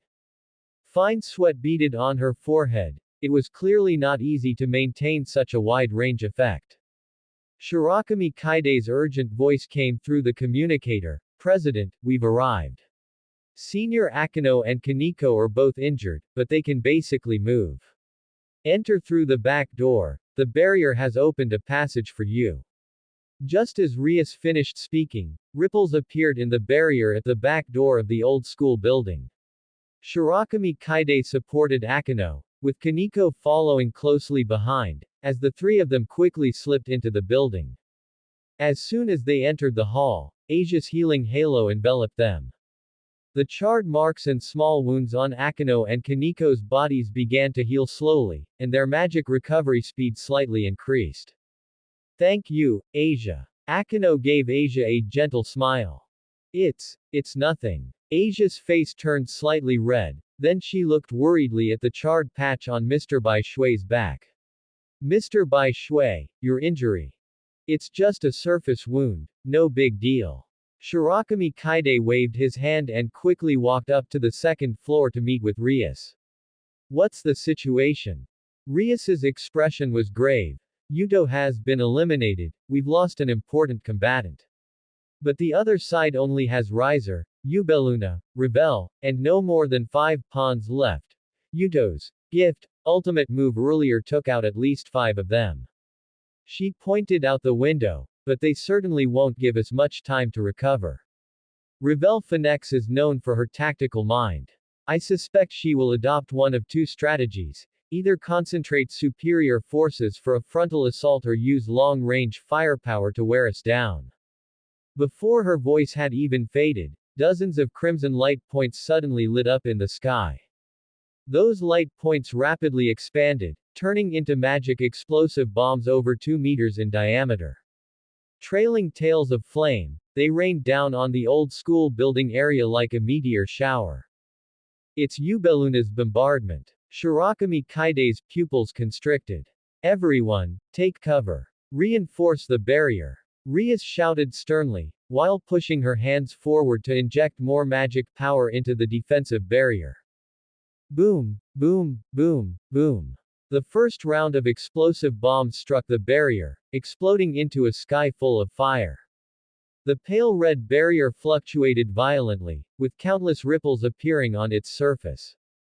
Asia let out a muffled groan, forced to interrupt the wide area healing, and instead focused all the power of Smile of the Mother onto the barrier. The jade green light merged into the pale red screen, slightly improving the barrier's stability. But the bombardment of explosive bombs was continuous. The second round, the third round, the ground around the old school building was blasted into char-deep pits. The shockwaves shook the building's walls, causing dust to fall, and all the window glass had long since been shattered. The barrier won't last long like this. Akino's face turned pale. Ubeluna has tears of the phoenix to replenish her magic. She can keep up the bombardment indefinitely. She's forcing us out. Rias gritted her teeth, or wearing down Asia's magic and my sustaining power. Kaneko clenched her fists. Then let's charge out and take her down. No. Shirakami Kaide shook his head calmly. Rebel has definitely set a trap. For Ubeluna to dare to bombard us so recklessly, it means she either has an absolutely safe firing position or she has enough guards around her. I suspect the latter. Riser and the remaining pawns should all be protecting her. He looked at Rias. President, I have an idea. Speak. The target the other side wants to eliminate most right now, besides you, is Asia. As long as Asia is around, our sustained combat capability is guaranteed. Therefore, they will definitely try everything to deal with Asia first. Shirakami Kaide's speaking speed increased. We can beat them at their own game. Rias immediately understood his meaning. You mean, use Asia as bait. A protected bait. Shirakami Kaide nodded. Kaneko and I will protect Asia, pretending to be forced to leave the old school building to seek a transfer. Senior Akino and you will follow in secret. When the enemy's ambush appears, we'll counter-surround them. The risk is high. Rias frowned. If the enemy's forces far exceed our estimates, or if Riser himself makes a move. But continuing to hold our ground is also a slow death, Akino said softly. I agree with Little Bai Shufeng's plan. At least the initiative will be in our hands. Rias was silent for 2 seconds, looking at the pale-faced Asia in the hall below, then at the increasingly dense bombardment outside the window, and finally made up her mind. Fine. Kaneko, can you protect Asia well? Kaneko nodded vigorously. Unless I fall. Then, execute the plan. A flame of determination ignited in Rias's eyes. Shirakami Kaide, you are responsible for overall coordination and sudden responses. Akino, you're with me, we'll prioritize taking out the enemy's long-range firepower, if possible, attack Ubeluna directly. Understood. Leave it to me. 5 minutes later. The back door of the old school building suddenly opened, and 3 figures dashed out. Shirakami Kaide was in front, with Kaneko carrying Asia on her back behind him. The 3 of them moved quickly along the building's shadows toward the forest on the back mountain of Kuo Academy. Almost the moment they left the barrier's range, the bombardment in the sky came to an abrupt halt. Immediately afterward, 4 figures closed in from 3 directions. It was exactly the remainder of Riser's forces. 4 female pawns, holding various weapons, closing in on Shirakami Kaide's trio in a fan formation. They really came. Shirakami Kaide barked. Kaneko, according to the plan. Kaneko set Asia down, her petite body blocking the way in front of her, her hands glowing with a faint white light. The 4 pawns attacked simultaneously. 2 with swords lunged straight at Shirakami Kaide, one swung a flail at Kaneko, and another actually circled around to the rear, aiming directly for Asia. Don't even think about getting past. Kaneko slammed a fist into the ground. The ground shook violently. With the point of Kaneko's fist as the center, the earth and stones in a fan-shaped area surged up like waves. The pawn trying to circle around lost her footing, her movements stalling. Meanwhile, the flail attacking from the front had already reached the top of her head. Kaneko didn't dodge. She spread the 5 fingers of her right hand and grabbed the whistling hammer head. What? The pawn using the flail was shocked. This strike of hers was enough to shatter rock, yet it was caught one-handed by this silver-haired loli. Kaneko's face remained expressionless. She exerted force with her arm, actually swinging the pawn along with her flail, slamming her hard into one of the sword-wielding pawns attacking Shirakami Kaide. Wah! The 2 collided and rolled to the ground in a heap. On Shirakami Kaide's side, facing the pincer attack of the 2 swordswomen, he used his passive precognition combined with space jump to maneuver in a small area. Boost. With 1 multiplication, his speed suddenly increased. He dodged a thrust from the left, closed in, and slammed his elbow heavily into the opponent's ribs. The swordswoman groaned in pain and bent over. Shirakami Kaide followed up with a hand chop to the back of her neck, cleanly eliminating her. Seeing this, the other swordswoman's attacks became more urgent. Shirakami Kaide turned sideways to let the blade pass, and the red light of his left gauntlet flashed as he grabbed the blade directly. Grabbing a sword with your bare hands. The swordswoman's words stopped abruptly. Because she saw that Shirakami Kaide's left hand was covered in fine crimson dragon scales, his fingers like pincers. Her sword couldn't be pulled back even an inch. Goodbye. Shirakami Kaide's right hand, with fingers held together like a blade, pierced toward the opponent's throat with a sharp whistling sound, turning the thrust into a slap just before impact, striking the side of her neck.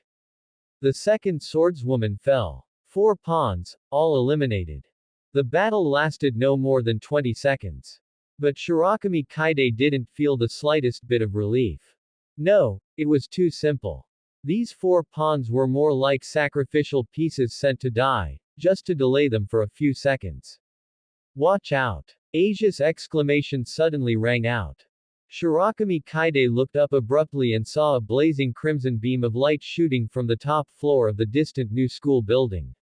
The target wasn't the 3 of them, but the direction of the old school building. To be precise, it was the 2nd floor of the old school building, the location where Rias and Akino were likely hiding. Luring the tiger away from the mountain. Shirakami Kaide understood instantly. Revel's true target had been Rias and Akino from the start. She used 4 pawns to lure him and Kaneko away, then used Ubeluna's sniping to force out Rias and Akino's positions. Servant summoning. Rias Grimoire. Shirakami Kaide launched the summoning without hesitation. Since he had already summoned Akino once before, even if he had the thought, he was powerless to do so again. Buzz. Rias's figure instantly disappeared from a window on the 2nd floor of the old school building and appeared beside Shirakami Kaide, her face still filled with shock. He also wanted to teleport both of them together, but unfortunately, he could only summon one servant at a time, and this was a game where he needed to save the most important one. The crimson beam blasted through that window, causing a violent explosion inside. Where's Akino? Rias asked urgently. I'm here. Akino's voice came from the woods to the side. She walked out looking slightly disheveled, with scorch marks on the clothes on her shoulder. I happened to be moving positions when the beam shot over, so I avoided a direct hit, but I was caught in the blast. She looked at the top floor of the new school building, her eyes cold. Ubeluna's sniping predicted my movement trajectory. She has a clever observer by her side. It's Revel. Rias gritted her teeth. She must be commanding from there. Shirakami Kaide was about to say something when suddenly, a strong sense of crisis surged in his heart. It wasn't from afar, but right next to him. He turned to shield Rias behind him, his clairvoyance ability fully active, and his precognition running wildly. Fragments of images from 1.5 seconds into the future flooded his mind. From the shadows of the bushes on the left, a petite golden figure suddenly leapt out. A highly compressed flame magic was gathering at the tip of the exquisite short wand in her hand, pointed straight at Asia. It was Revel Phoenix herself. She had actually managed to sneak this close. Don't even think about it. Shirakami Kaide almost instinctively activated area stasis. Time froze within a 5-meter radius. Revel's leaping motion, the flame ray about to shoot from the tip of her wand, and the calm, haughty expression on her face were all frozen in place. Shirakami Kaide used space jump twice in succession within the time stop, instantly appearing beside Revel. With dragon flames swirling around his right hand, he slapped the wand in her hand. The time stop ended. Slap. The wand was knocked away, and the flame ray shot diagonally into the sky, exploding into a burst of fireworks.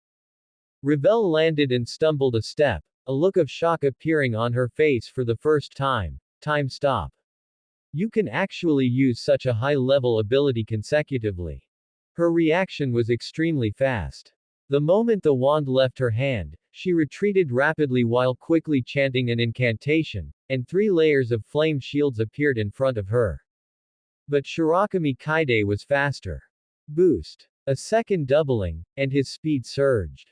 He pursued her like a shadow, ignoring the flame shields. Those shields were torn apart like paper before his dragon scale-covered left hand. He spread the 5 fingers of his right hand and grabbed toward Revel's slender neck. A sharp glint flashed in Revel's eyes. Instead of retreating, she advanced, her small knee carrying scorching flames as it struck toward Shirakami Kaide's abdomen.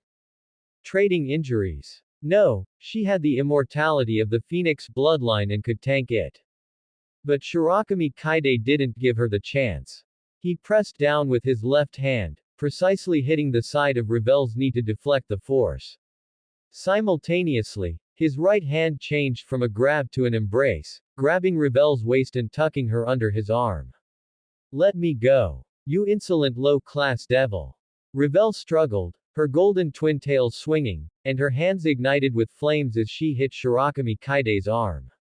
But the dragon scales on Shirakami Kaide's arm provided excellent defense. Those flames could only leave shallow scorch marks. He wasn't polite at all. Aiming at Revel's perky little butt wrapped in her dress, slap. Slap. Slap. He gave her 3 neither light nor heavy swats. The feel was quite elastic. Revel's body suddenly stiffened, and then her fair little face turned red at a visible speed, from her cheeks all the way to her ears. A layer of humiliated mist instantly covered her pupils. You dare to hit my.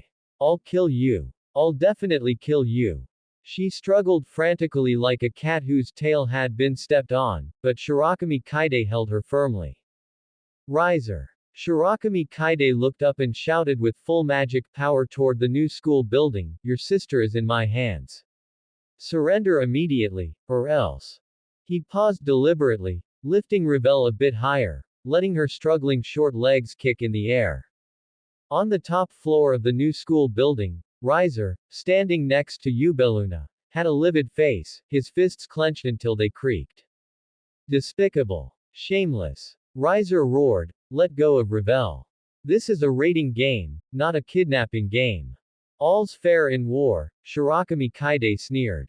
When you brought 16 people to besiege the 6 of us, why didn't you say it was unfair? Now, admit defeat immediately, or I can't guarantee your sister will remain unharmed. As he spoke, he gently patted Revel's butt again. Am I right, little princess? Stop. Don't touch there anymore. Revel was mortified. tears welling up in her eyes, but she wasn't an ordinary girl after all. Enduring the humiliation, she suddenly shouted toward Riser. Older brother. Don't worry about me. Attack. Attack along with me. The Phoenix family heir cannot become a burden. Riser trembled. Rebel. Hurry up. Rebel screamed. Shirakami Kaide frowned, not expecting this little girl to be so fierce. He was about to say something when a sharp pain suddenly came from his arm. Rebel had actually lowered her head and bitten his forearm hard. She bit extremely hard, her teeth piercing the skin and drawing blood. Hiss! Shirakami Kaide hissed in pain, and his hand subconsciously loosened a bit. Rebel took the opportunity to break free and land, jumping back several meters. She wiped the blood from the corner of her mouth, her eyes red but staring stubbornly at Shirakami Kaide. Rebel Phoenix, voluntarily withdraw. She raised her right hand high, and a white light of elimination surged over her.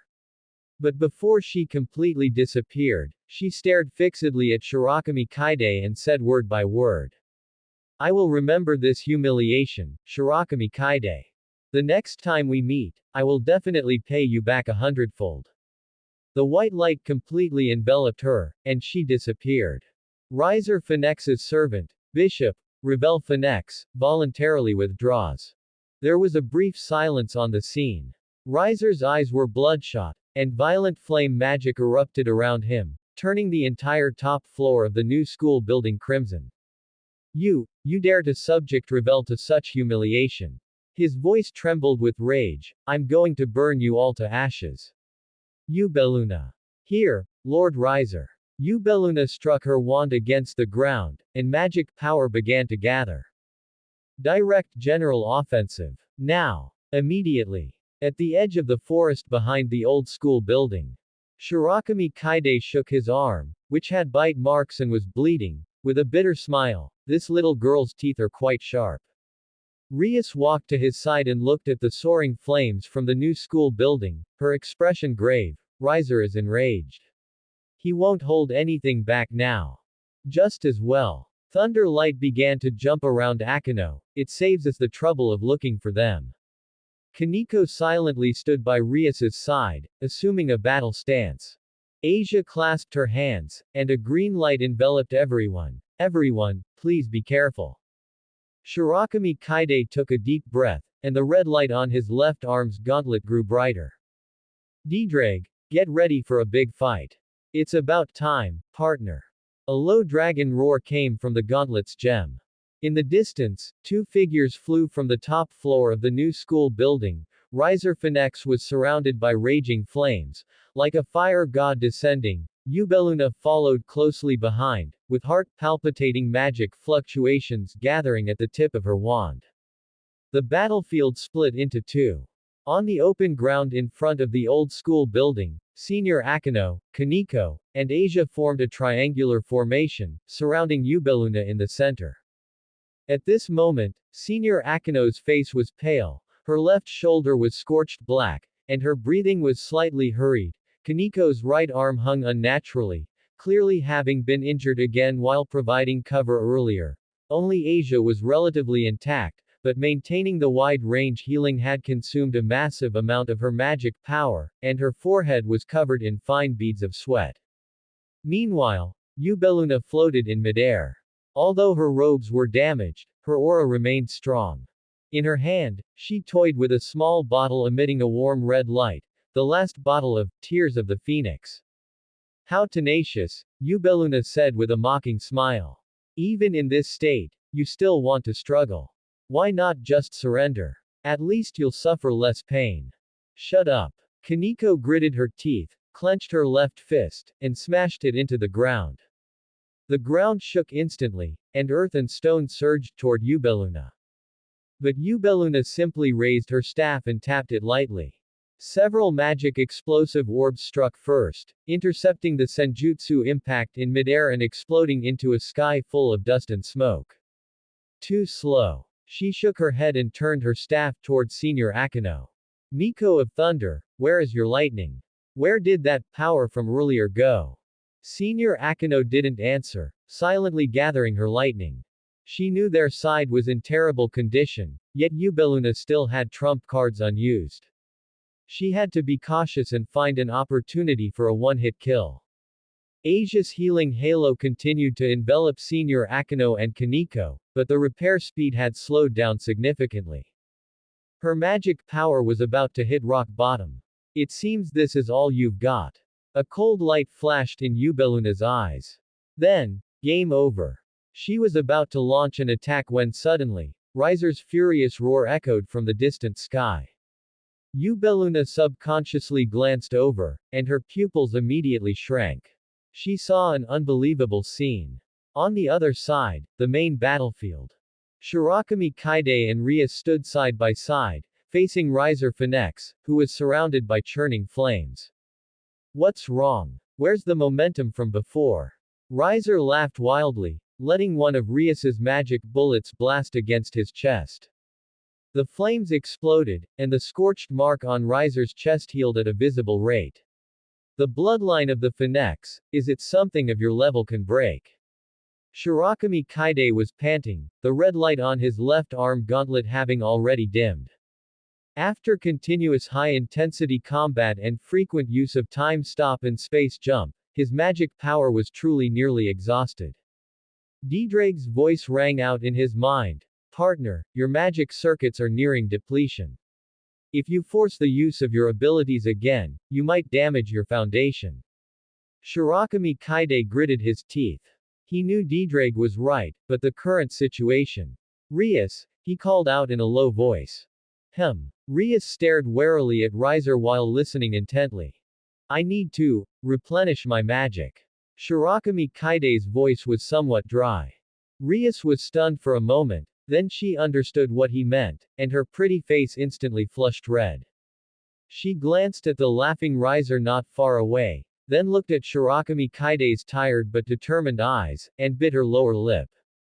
Now. Here. The sooner the better. Shirakami Kaide gave a bitter smile. Otherwise, we won't last long enough to defeat him. Rias took a deep breath, her gaze becoming resolute. She no longer hesitated, stepping forward to Shirakami Kaide's side. She cupped his face with both hands and, under Riser's stunned gaze, looked up and kissed him. A soft, warm sensation came through. Shirakami Kaide immediately activated Crimson Draw.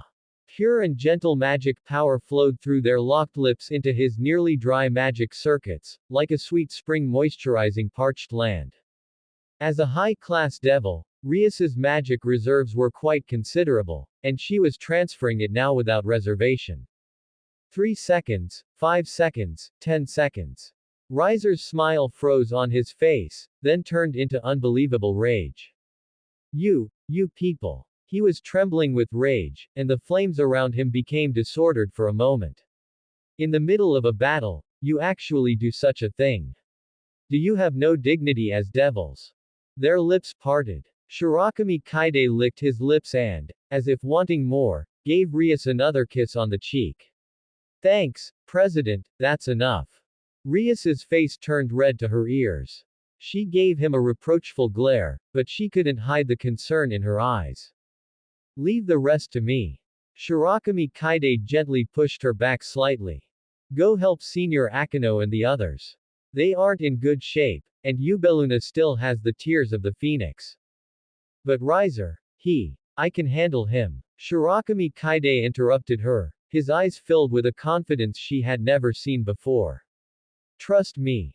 Rias looked into his eyes, it was as if crimson flames were burning deep within his pupils.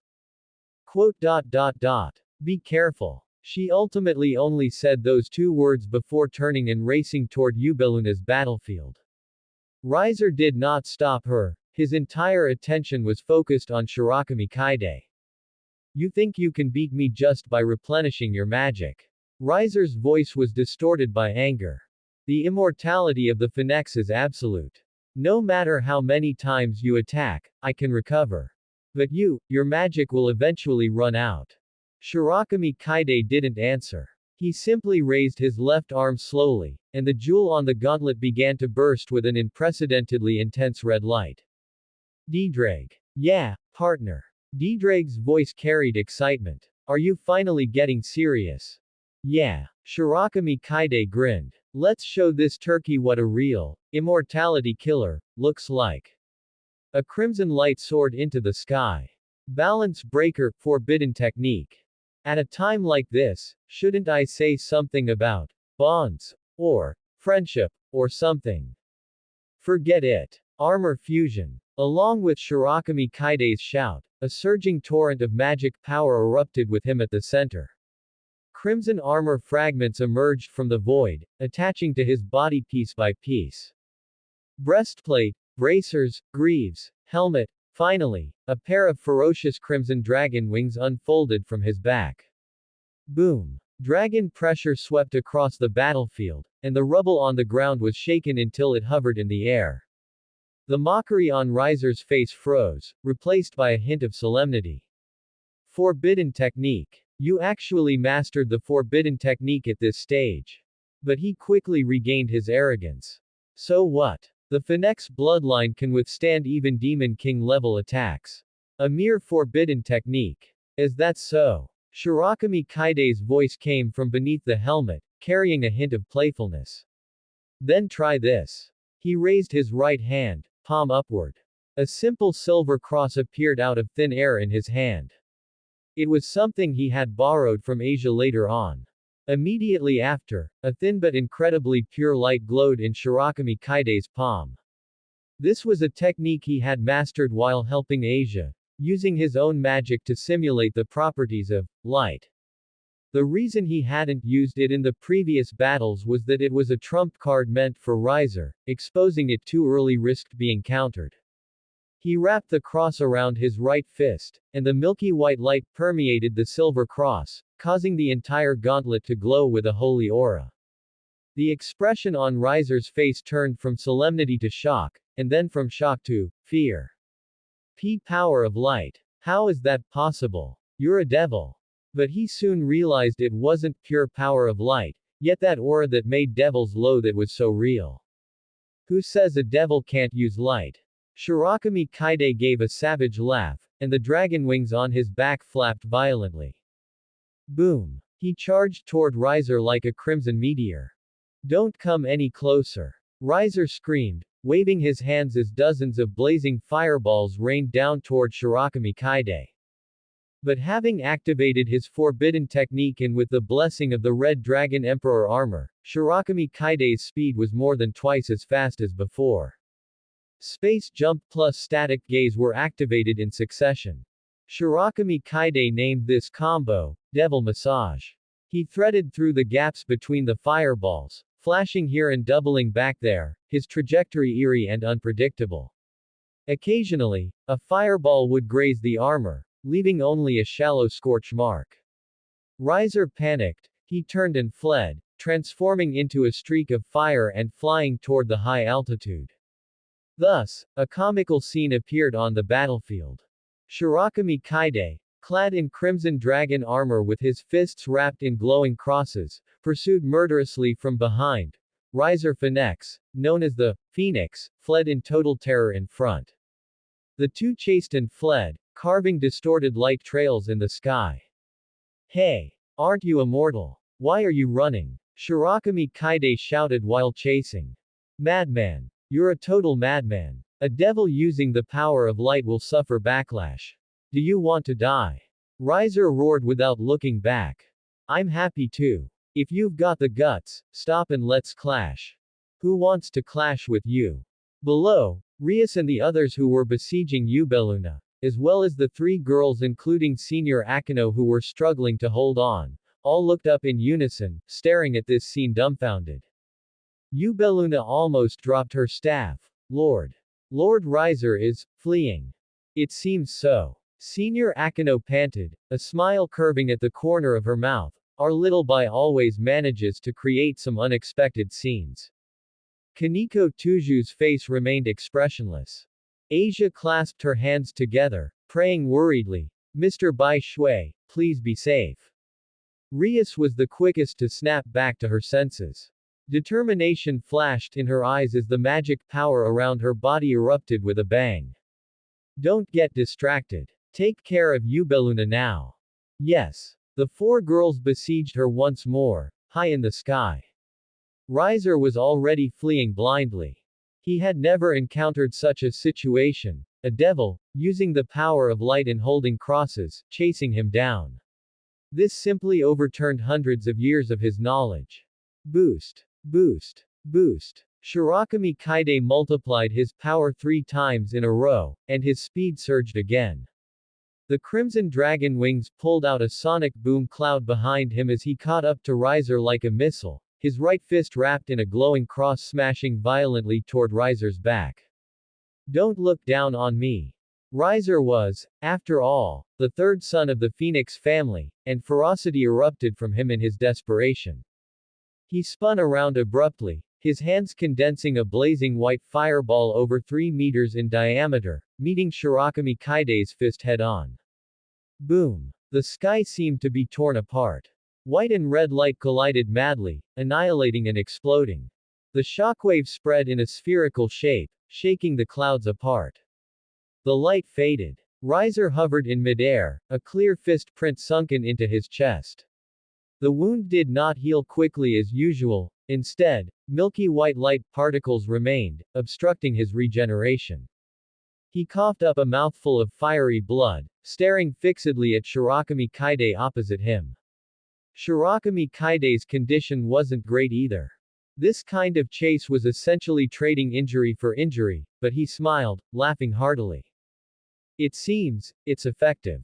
You monster. Riser's voice was trembling, not just from pain, but from fear. How dare you use the power of light? Aren't you afraid of being killed by the backlash? Who said I'd suffer backlash? Seeing Riser's look of bewilderment, he didn't explain and clenched his fist again. Although the power of light had dimmed slightly, it still stubbornly wound around the cross. Round 2, begin. Wait. Riser suddenly shouted, I, Surin. He couldn't finish his sentence. Because from the battlefield below came Ubeluna's unwilling scream and Rias's cold declaration. Riser Phoenix's servant, Queen, Ubeluna, eliminated. Riser's whole body shook, and he looked down. He saw Ubeluna's mage robes shredded, lying charred in the ruins, her body glowing with the white light of elimination. While Rias and the other 3 girls were covered in wounds, they were still standing. 4 against 1. After Ubeluna used her last bottle of Tears of the Phoenix, they finally caught the momentary gap in her magic conversion. Kaneko Tuju shattered the ground with her monstrous strength to create an opening, Senior Akino's lightning pierced her defense, Rias's power of destruction dealt the final blow, and Asia's healing maintained the team's minimum sustainability throughout. Perfect coordination. Before Ubeluna disappeared, she stared fixedly in Shirakami Kaide's direction, her eyes full of resentment and malice. Riser fell silent. He looked at the 4 exhausted but determined girls below, then at the monster devil before him whose fists were wrapped in light crosses, clearly injured but with a boiling fighting spirit. The Phoenix bloodline was still repairing the wound on his chest, but the speed was pitifully slow. The lingering effects of the power of light would take at least a few more minutes to be completely dissipated. And the opponent, clearly wouldn't give him those few minutes. Riser's voice was incredibly dry, I surrender. The moment those words were spoken, he seemed to age several decades, and the flames around his body were completely extinguished. The arrogance in his eyes vanished without a trace, leaving only defeat. Shirakami Kaide was stunned for a moment, then dissipated the power of light on his fists, and the Red Dragon Emperor armor also vanished into points of light. He landed slowly, looked at Riser, and nodded. A wise choice. Rating game concluded. Winner. Rias Grimoire Household. The white light of teleportation enveloped the entire battlefield. When their vision cleared, everyone had returned to the front of the old school building in the real world. The sun was setting, dyeing the sky a warm orange-red. Riser lowered his head, not looking at anyone. He just silently took out a magic communicator, whispered a few words, and turned to prepare to leave. Riser. Rias suddenly called out to him. Riser's footsteps paused. Go back and tell your father that the engagement between the Grimoire family and the Phoenix family ends here. Rias's voice was calm yet firm.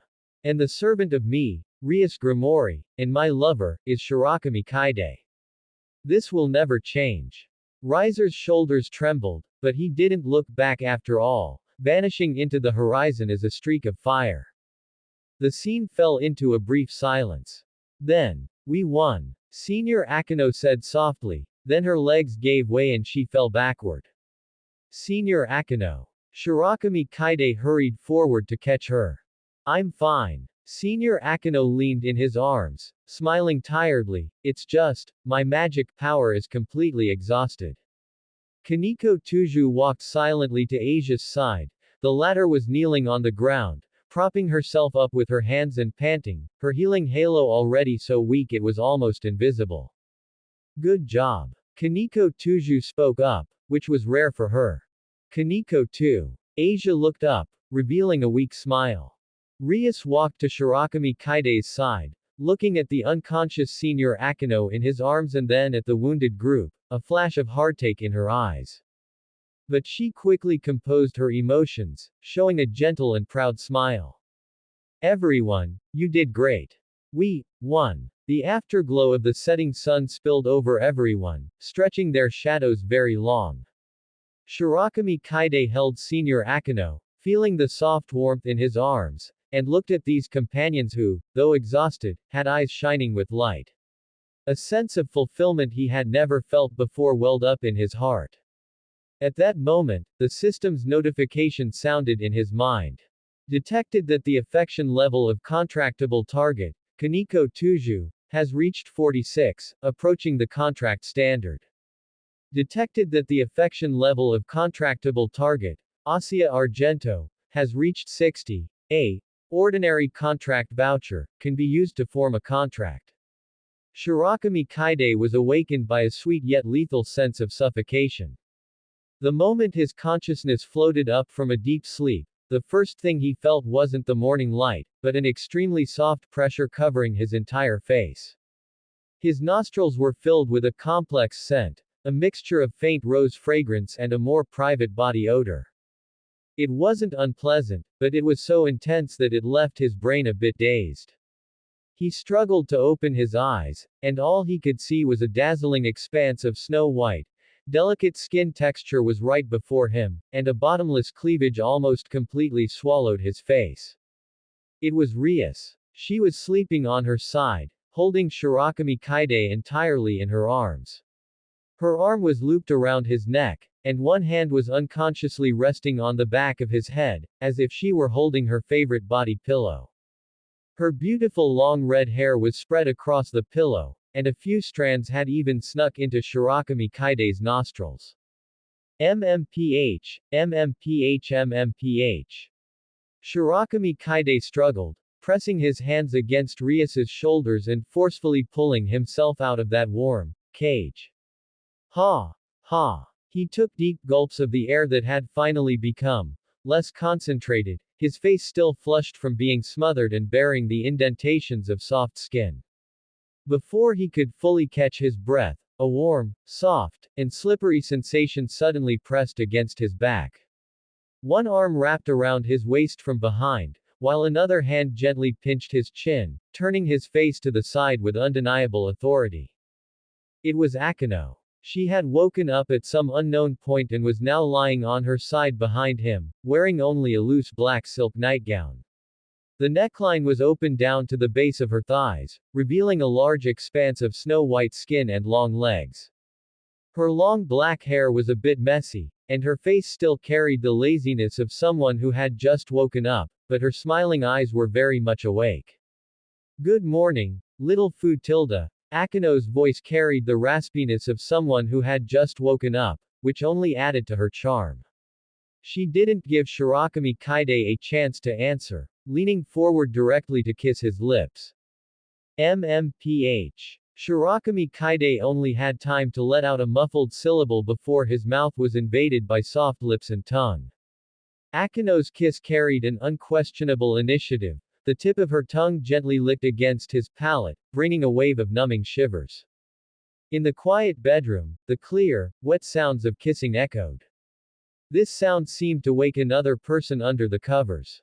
The white duvet wriggled a few times, and a small golden head popped out from the edge of the blankets. Asia rubbed her sleepy eyes and sat up in a daze. The oversized white shirt she was wearing, clearly Shirakami Kaide's, slipped off her shoulder, revealing half of a rounded shoulder and a delicate collarbone. She blinked her azure eyes, her gaze focusing on the two people who were currently locked in an inseparable kiss. 1 second, 2 seconds. Eek! Asia's face instantly turned bright red. She instinctively covered her mouth, her eyes wide, looking conflicted, wanting to look but not daring to, wanting to say something but unable to get the words out. Shirakami Kaide caught her reaction out of the corner of his eye and gently pushed Akino. Akino licked his lips once more with lingering desire before finally letting go. Asia, morning. Shirakami Kaide gave her a gentle smile and then opened his arms. Come here.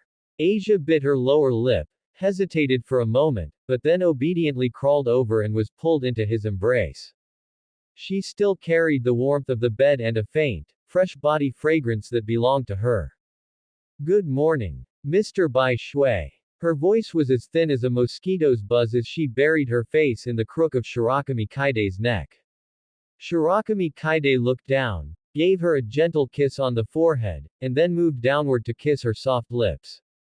Compared to Akino's active aggression, Asia's kiss was green and submissive. She trembled slightly, her hands clutching Shirakami Kaide's collar in confusion, letting him explore gently. When Shirakami Kaide's palm unconsciously slid over her lower abdomen, her body gave a slight jolt. There, at the edge of the shirt's hem, one could vaguely see a small and exquisite dark red succubus crest, similar to those on Rias and Akino's abdomens. This mark was precisely the proof that the contract had been completed last night. Time rewound to the evening after the rating game ended. The Occult Research Club room. The afterglow of the setting sun filtered through the stained glass windows, casting mottled shadows on the floor. The air was still filled with a faint residue of magic and the smell of potions. Rias sat on the main sofa, her spirit clearly much better. She looked around at her servants gathered together, Shirakami Kaide, Akino, Kaneko, Yuto, and Asia, who was sitting cramped next to Shirakami Kaide. First of all, Rias stood up and said solemnly, "Thank you, everyone. If not for every one of you fighting with all your might, we couldn't have won this rating game." President, don't say that. Yuto waved his hands quickly, his face full of guilt. I'm the one. I couldn't help much and was the first to be eliminated. Don't say that, Yuto. Akino interrupted him gently but firmly. If you hadn't eliminated the opponent's knight earlier, the pressure on us in the later stages would have been much greater. We grabbed the opportunities you created. Kaneko nodded silently and handed Yuto a cup of freshly brewed black tea. Shirakami Kaide also smiled. Exactly, that, Gen-yu, move of yours was cool as hell, okay. Looking at everyone's sincere gazes, Yuto's tense shoulders finally relaxed, and he showed a relieved smile. Thank you. Rias sat back down, her gaze turning toward Shirakami Kaide, her eyes filled with curiosity and inquiry. Shirakami Kaide, the power of light you used at the end was clearly different from the one you used when mimicking that fallen angel in the previous battle. It actually allowed you to hold a cross without harming yourself. Can you tell us what happened? Everyone's gaze focused on him. Shirakami Kaide scratched his head and explained, actually, the principle isn't complicated. One of my abilities can mimic the opponent's skills. Everyone had seen this in the previous battle with the fallen angel, so they all nodded. He continued speaking. I just took the mimicry skill a step further on that basis and turned it into magical energy. A wave of realization hit everyone. To put it simply, before he mimicked skills so his attacks had the property of the power of light. Now, he could use the mimicked power of light to use other skills. He paused and looked at Asia, who was sitting beside him with her head down, his tone softening. Of course, the success was largely thanks to Asia. It was her firm faith that gave me inspiration and a reference. Building up favorability. That's right, he did it on purpose. Me. Asia looked up suddenly, her small face flushing. I only did what I should have. That night, Asia really helped a lot, Shirakami Kaide added, his gaze falling gently on her. Everyone's eyes immediately concentrated on Asia. That night, Kaneko tilted her head, her silver hair swaying with the movement. Asia was flustered by the attention, but she still quietly recounted the events of the night of the cross under the moonlight. How Shirakami Kaide used the mimicked power of light to help her touch the cross again and resolve her inner conflict. So that's how it is. Rias murmured, her gaze towards Shirakami Kaide growing even softer. Akino covered her mouth with a light chuckle. Xiaobai really is gentle. After listening, Kaneko silently walked up to Asia, stood on her tiptoes, reached out, and patted her head. Kaneko. Asia was somewhat surprised. Well done. Kaneko's expression was blank, but her tone was serious. Shirakami Kaide watched this scene, feeling warmth in his heart. He hesitated for a moment but still decided to voice that feeling. Asia. He spoke up, his voice not loud, but the clubroom instantly fell silent. Asia turned her head, her azure eyes looking at him. I can feel that the connection between you and me seems to have grown closer. Shirakami Kaide carefully chose his words. What I mean is, it seems I can contract you. Contract. Everyone exclaimed in unison, even Rias showing a surprised expression. Asia was even more stunned, her small hand covering her mouth. But, Shirakami Kaide quickly added, his expression extremely serious. This is just my feeling, it doesn't mean anything. Asia, if you're unwilling, or not ready yet, I absolutely won't force you, and I'll never hold any opinion of you because of this. It must come entirely from your own will. He emphasized. This has nothing to do with repaying kindness or gratitude. I hope the contract is based on your true feelings. The clubroom fell into complete silence. Asia lowered her head, her hands tightly clutching her skirt. She could feel everyone's gazes, some surprised, some concerned, some encouraging. Time seemed to pass for a long time, yet it felt like only a few seconds. She raised her head, her face still flushed, but her eyes were more determined than ever before. She didn't speak, just stood up and, under everyone's surprised gazes, walked step by step to stand before Shirakami Kaide. Then, she stood on her tiptoes, cupped Shirakami Kaide's face with both hands, looked up, and kissed him. It was an awkward yet incredibly forceful kiss. She closed her eyes, her eyelashes fluttering slightly, pouring all her courage and determination into this kiss. Their lips parted. Asia breathed lightly, her azure eyes looking directly into Shirakami Kaide's, clear and firm. This is my feelings. Her voice wasn't loud, but it clearly reached everyone's ears. I want to become Mr. Bai Shui's contracted servant. I want to be with you always. After a brief silence. Wow tilde, Akino was the first to cheer, clapping her hands. Rias also showed a relieved and gentle smile. Yuto shook his head with a smile. It seems our clubroom is quickly becoming someone's exclusive harem. Kaneko stared at Shirakami Kaide with a vigilant gaze, as if saying, if you dare treat Asia badly, just try it. Only then did Asia realize what she had just done, instantly turning red from her neck to her ears, wishing she could find a hole to crawl into. But Shirakami Kaide laughed heartily. He tightly embraced Asia, who was so embarrassed she was about to faint, and whispered firmly in her ear. I understand. Asia, from now on, you are my contracted servant. No matter what happens, I will protect you and stay by your side. Now, in our occult research club. Yuto looked around, counting on his fingers. The president, Senior Akino, and Asia have all become Shirakami Kaide's contracted servants. That leaves just me, Kaneko, and that mysterious bishop. He deliberately winked at Kaneko. Kaneko immediately tensed up like a cat whose tail had been stepped on, her silver pupils glaring warily at Shirakami Kaide, her hands unconsciously protecting her chest, with an expression that said, "If you dare set your sights on me, you're dead." Everyone was amused by her reaction, and the clubroom filled with a relaxed and cheerful atmosphere. Time returns to the present. In the morning bedroom, Shirakami Kaide ended his kiss with Asia. Looking at her flushed face and those moist eyes, he couldn't help but kiss the tip of her nose. "Good morning, my little bishop." Asia buried her face in his chest, refusing to come out. Xiaobai is really biased, only saying good morning to Asia. Akino pressed up from behind, resting her chin on Shirakami Kaide's shoulder, her warm breath brushing against his ear.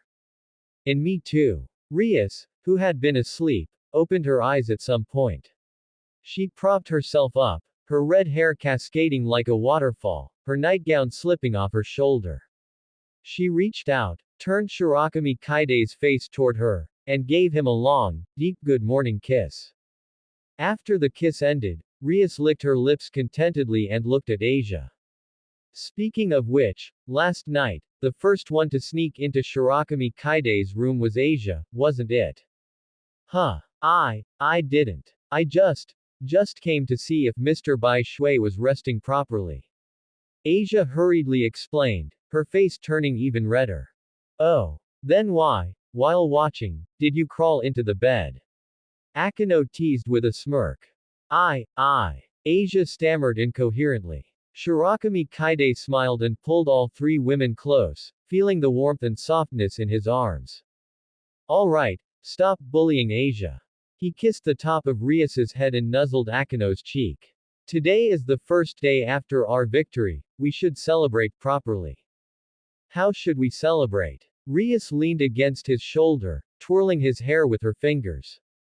Shirakami Kaide thought for a moment, then grinned mischievously. Start with a lavish breakfast. Then, maybe we could try soaking in a hot spring together, all four of us. Three pairs of eyes looked at him simultaneously, each with different expressions. Rias had a tolerant smile, Akino's eyes held playful eagerness, and Asia's were shy yet expectant. The underworld, Phoenix family territory.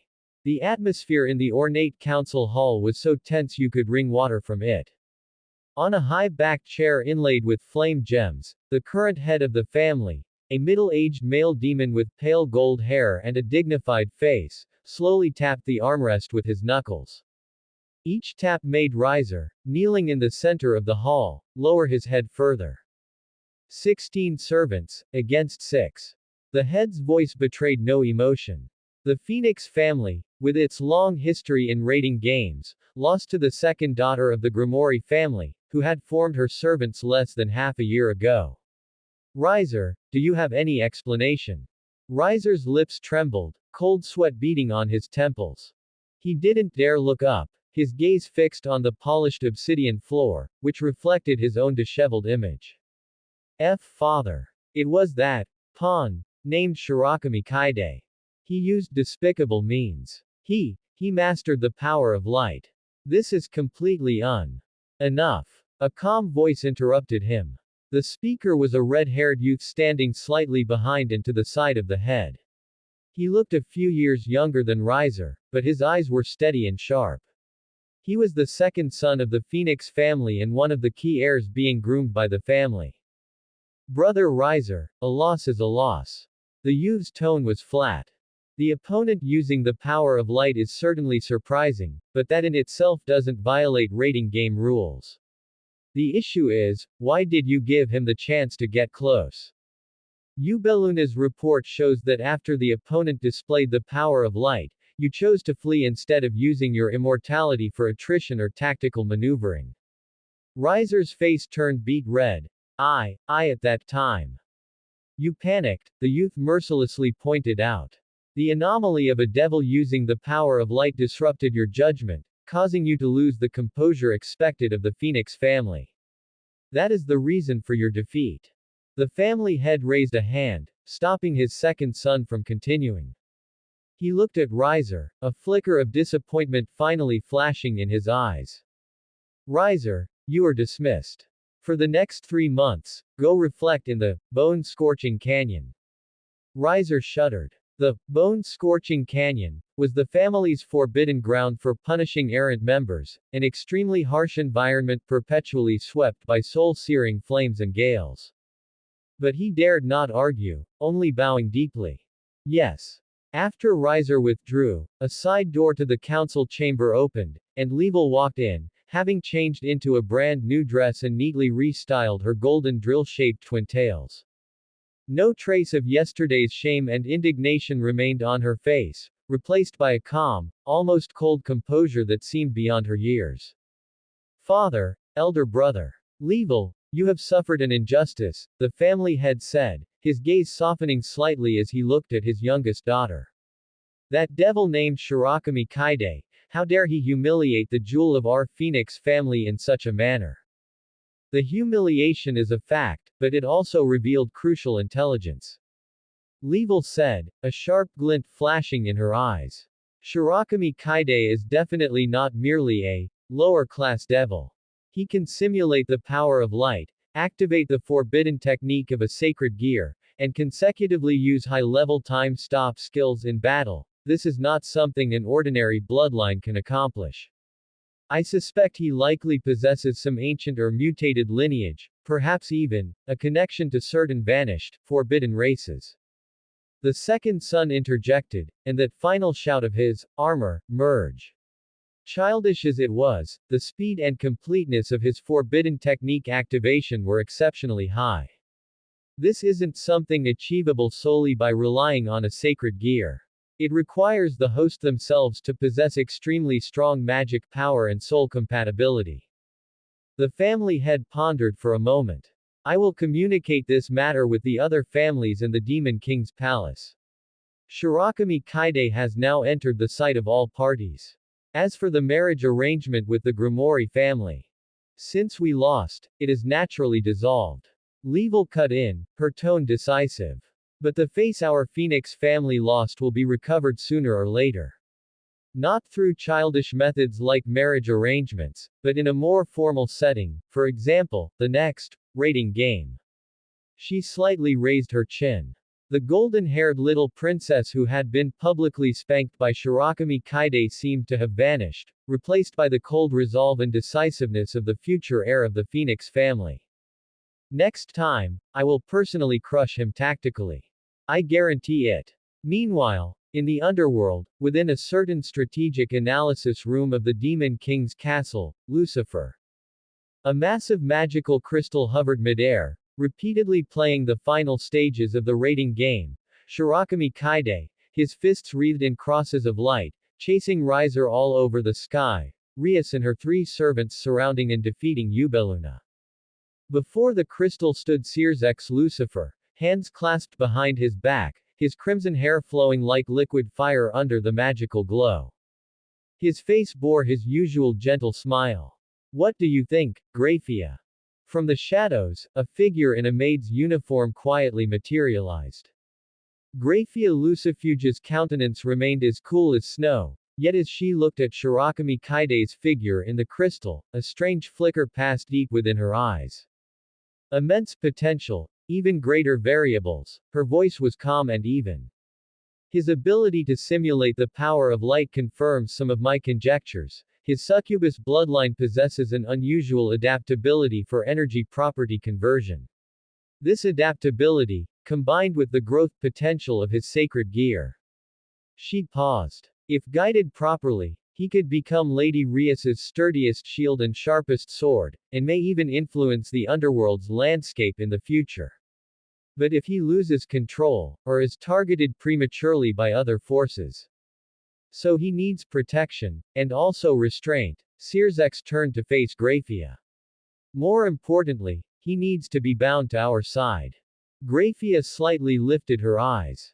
You already have an arrangement in mind. Lady Rias's mansion in the human world still lacks a steward. Sears said with a slight smile, a steward who is sufficiently powerful, sufficiently loyal, and sufficiently informed. Someone who can protect Lady Rias and the servants she holds dear, and also, when necessary, provide appropriate guidance and care for that young man. Graphia was silent for a few seconds. She understood Searsex's implied meaning. Continue observing Shirakami Kaide, maintain or even deepen the connection when necessary, ensuring this rare, ancient succubus bloodline and its potential remain firmly in the hands of the Grimoire Lucifer faction. This was politics, an investment, and also a condition for his tacit approval of her seed-borrowing behavior. I understand, she gave a slight nod. I will go under the pretext of being dispatched by Lord Searsex to assist Lady Rias in managing affairs in the human world. As for the rest, it will depend on the circumstances. I appreciate your hard work. Searsex nodded, then seemed to remember something.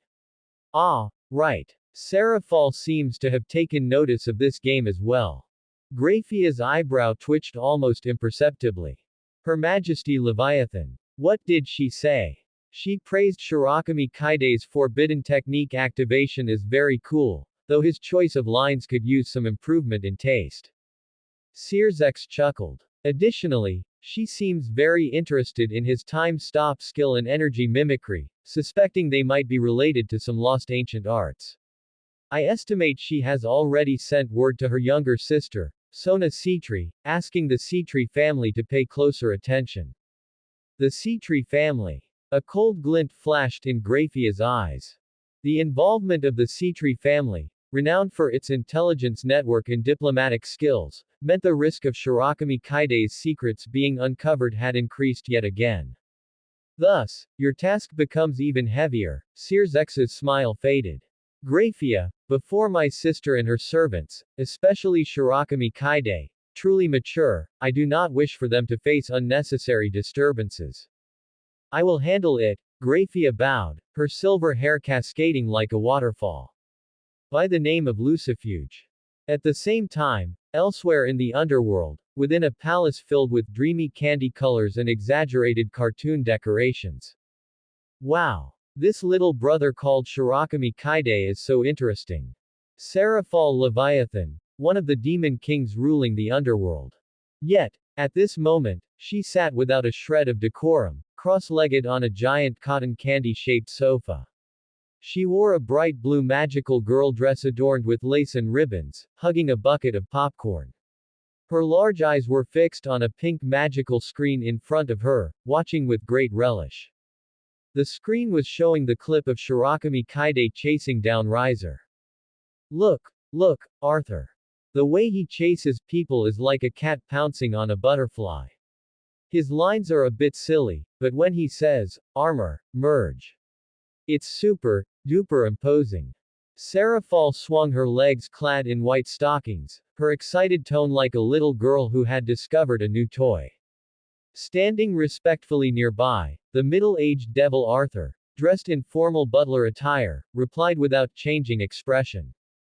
Your Majesty is wise. The completion level of that youth's forbidden technique is indeed astonishing, especially considering the short time since he awakened his sacred gear. Additionally, some of the skills he uses might be related to a certain ancient bloodline, though I cannot discern it clearly for now. Right. I think so too. Seraphal stuffed a large handful of popcorn into her mouth, puffing out her cheeks. And the way he mimics the power of light, though crude, the idea is quite cunning. Not something an ordinary devil would think of at all. Ah, perhaps he's the mixed blood descendant some old fossil secretly left behind. She swallowed a piece of popcorn, then suddenly thought of something, her eyes lighting up. That's right. Hasn't Sona been saying lately that there aren't any interesting new figures in the human world? Give her Shirakami Kaide's information. Have her pay more attention to him. Such an interesting little brother. It wouldn't be fun if he got targeted by those rigid old-timers or the radical old-school faction.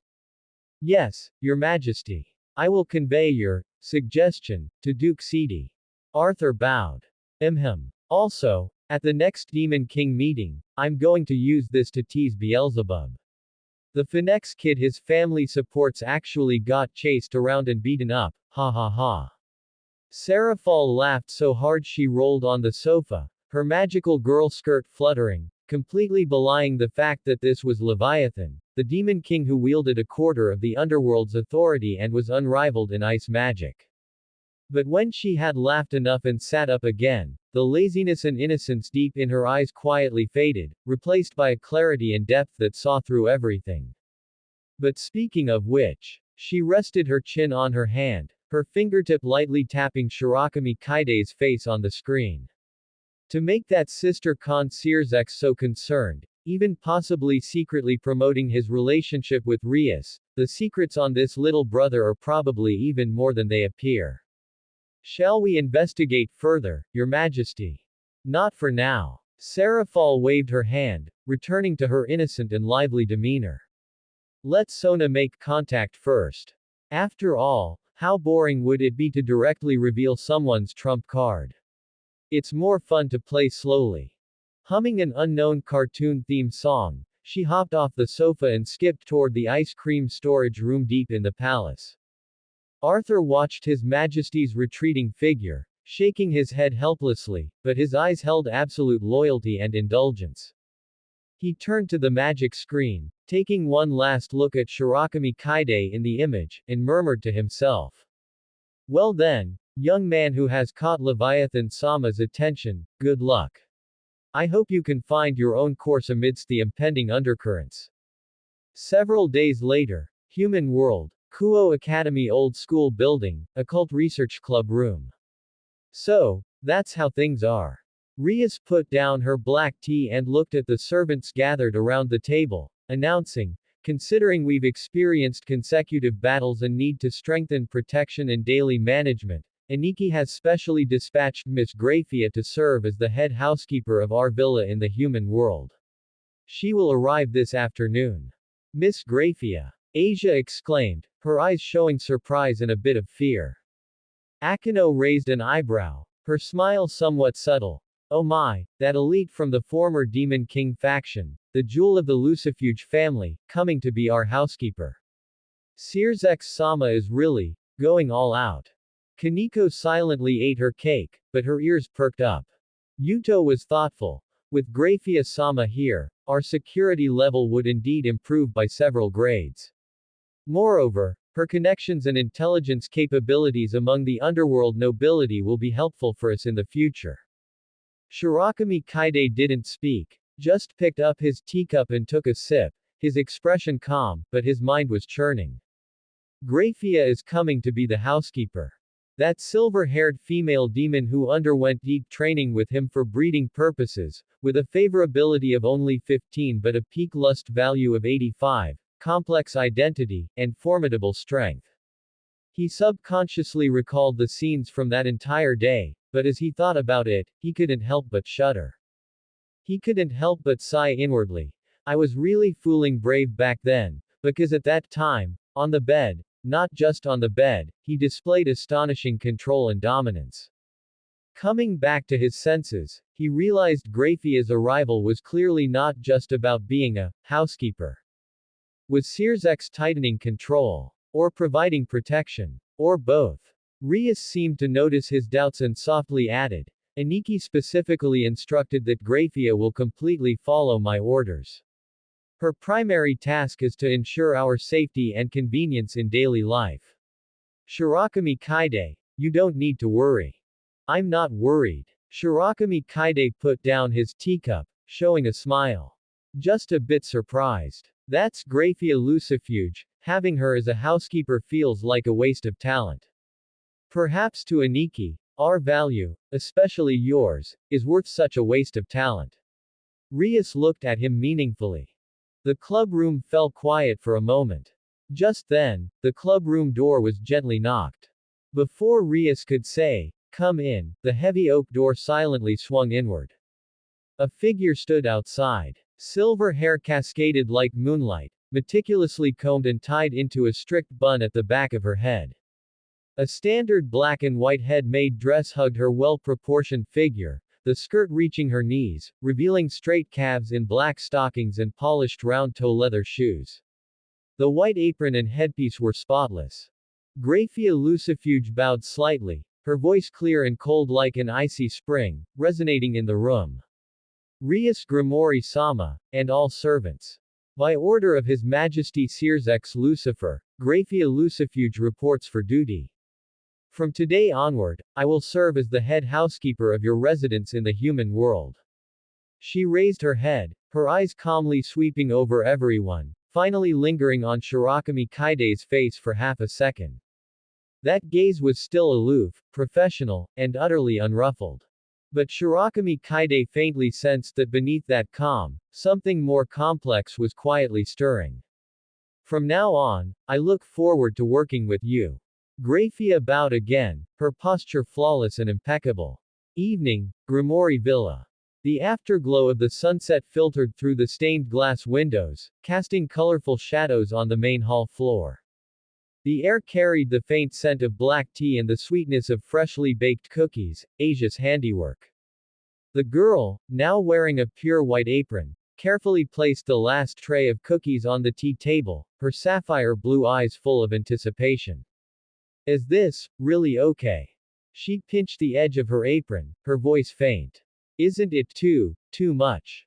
Not at all, Tilda. Akino lounged lazily on the sofa, wearing a deep purple velvet robe, the collar opened just right to reveal a section of fair collarbone and a hint of cleavage. Her slender fingers played with a strand of black hair, a fox-like smile curling at the corner of her mouth. On the contrary, this is the best reward and education for Xiao Fu. After all, he now has 3 contracted servants, he needs to learn properly how to handle it, doesn't he? Rias sat in a single-seat sofa, wearing a wine-red silk house dress, the slit in the skirt revealing her long, straight calves. She held a demonology tome in her hands, but hadn't turned a page in the last 10 minutes. Hearing Akino's words, the roots of her ears turned slightly red, but she maintained her club president's dignified expression. Akino, are you sure this method is effective? Of course it's effective, President. Akino sat up straight, a cunning glint flashing in her eyes. Think about it, President. So far, Xiaofu has experienced life and death battles, raiding games, and serious training like Miss Graphia's. Although he acts mature, when it comes down to it, in certain aspects, he's still a complete novice. She paused, lowering her voice with a tempting tone. And as his contracted servants, we shouldn't just passively accept his protection. We should also actively guide him. Help him understand better how to interact deeply with his contracted servants. That way, we can build a closer bond, right? Asia's face was completely flushed. She whispered, but, tying up Mr. Shirakami and all that. That's part of the surprise. Akino smiled beamingly. Moreover, we're just going to restrain him a little bit so he can't move around, allowing him to properly feel our intentions. He can call it off at any time during the process, though, I believe he won't. Rias was silent for a moment before finally closing her book and letting out a soft sigh. What do you need me to do? First, the attire. Akino stood up, walked over to Rias, and leaned down to whisper a few words into her ear. Rias's face turned red at a speed visible to the naked eye, the flush spreading from her cheeks down to her neck, and even the skin on her chest took on a faint pink hue. She bit her lower lip, her eyes wide. Akino. That's just too. It will suit you very well, President. Akino smiled like a cat that had successfully stolen a treat, then turned toward Asia. As for Asia, you just need to wear that white lace nightgown I gave you yesterday. Remember, you need to be pure with a hint of temptation, that's your advantage. Asia nodded helplessly, her fingers twisting together nervously. The plan is simple. Akino clapped her hands, drawing their attention back. After dinner, I'll bring Xiao Fu to my bedroom under the pretext of having something important to discuss. President, Asia, you two set things up in there beforehand. Once I bring him in, I'll use magic to bind him, blindfold him, and then. She whispered a few more details. Asia covered her mouth as she listened, her eyes wide and round. Rias turned her head away, pressing a hand to her forehead, but the tips of her ears peeking through her hair were as red as blood. Anyway. Rias's voice trembled slightly, it can't be too over the top. Don't worry, President. Akino winked. I know where the line is. Dinner time. The long dining table was covered with a feast of dishes, most of which were Asia's handiwork, while a small portion consisted of underworld specialties brought by Grafia. After arriving in the afternoon, that silver-haired house steward had reorganized the daily affairs of the entire villa with astonishing efficiency. She now stood quietly in the corner of the dining room, serving dishes and pouring wine for everyone with a flawless posture, looking like an exquisite ice sculpture. As Shirakami Kaide ate the stew specially made by Asia, he felt the atmosphere was a bit subtle. Rias seemed somewhat absent-minded, her knife and fork occasionally making slight clinking sounds against the steak. Akino kept looking at him with a smile that made the hair on his back stand up. Asia kept her head down the entire time, almost burying her face in her plate, only glancing up at him quickly when she served him more food before lowering her head again. Shirakami Kaide put down his fork. Are you guys hiding something from me? How could that be? Akino picked up her red wine and swirled it gently. It's just that everyone is very happy today. After all, we won the rating game, Miss Grafia is here, and the villa has become much livelier. As she spoke, she raised her glass toward Grafia. Grafia nodded slightly, her expression remaining cool, but her eyes lingered on Shirakami Kaide's face for a split second. Shirakami Kaide felt that look was somewhat meaningful. Dinner ended in a subtle atmosphere. Grafia began to clear the tableware with smooth, quiet movements. Rias coughed lightly and stood up. I'm going back to my room first, I still have some documents to process. She left hurriedly, her pace faster than usual. Asia also stood up and said in a small voice, I'm going to prepare tomorrow's lunch boxes. After saying that, she also ran off with a red face. Only Shirakami Kaide, Akino, and Grafia, who was quietly wiping a silver candlestick, remained in the dining room. Well then, Xiao Fu. Akino walked over to Shirakami Kaide's side, her arm naturally draping over his shoulder as she leaned in close, her warm breath brushing against his ear. Can you come with me for a moment? I have something to talk to you about privately. Here it comes. A small alarm bell rang in Shirakami Kaide's heart, but looking at Akino's smiling eyes so close to his, he saw that besides the usual playfulness, there seemed to be a certain expectation and tenderness hidden within. Okay. He nodded. The two left the dining room. Grafia stopped her wiping motion and watched their retreating backs as they went upstairs. She was silent for a few seconds before continuing her work as if she had seen nothing. Akino's bedroom was at the end of the second-floor hallway. The door was pushed open. The main light in the room wasn't on, only a few wall lamps and the bedside lamp emitted a soft, warm yellow glow. A faint scent of lavender floated in the air, mixed with a sweeter fragrance that belonged to Akino. Come in. Akino pulled him into the room and closed the door behind them. Click. The sound of the door locking was very soft.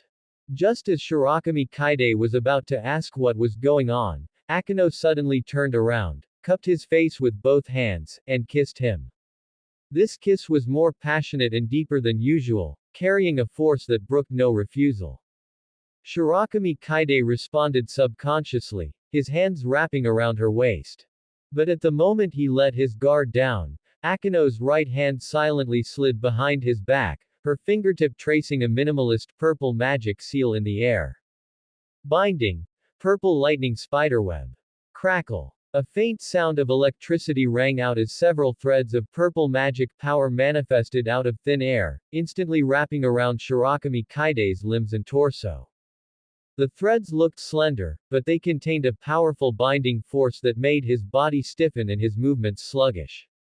Senior Akino. Shirakami Kaide was startled and tried to break free, but the threads immediately tightened, and purple electric light flashed, bringing a slight sensation of numbness. Don't be nervous, little junior.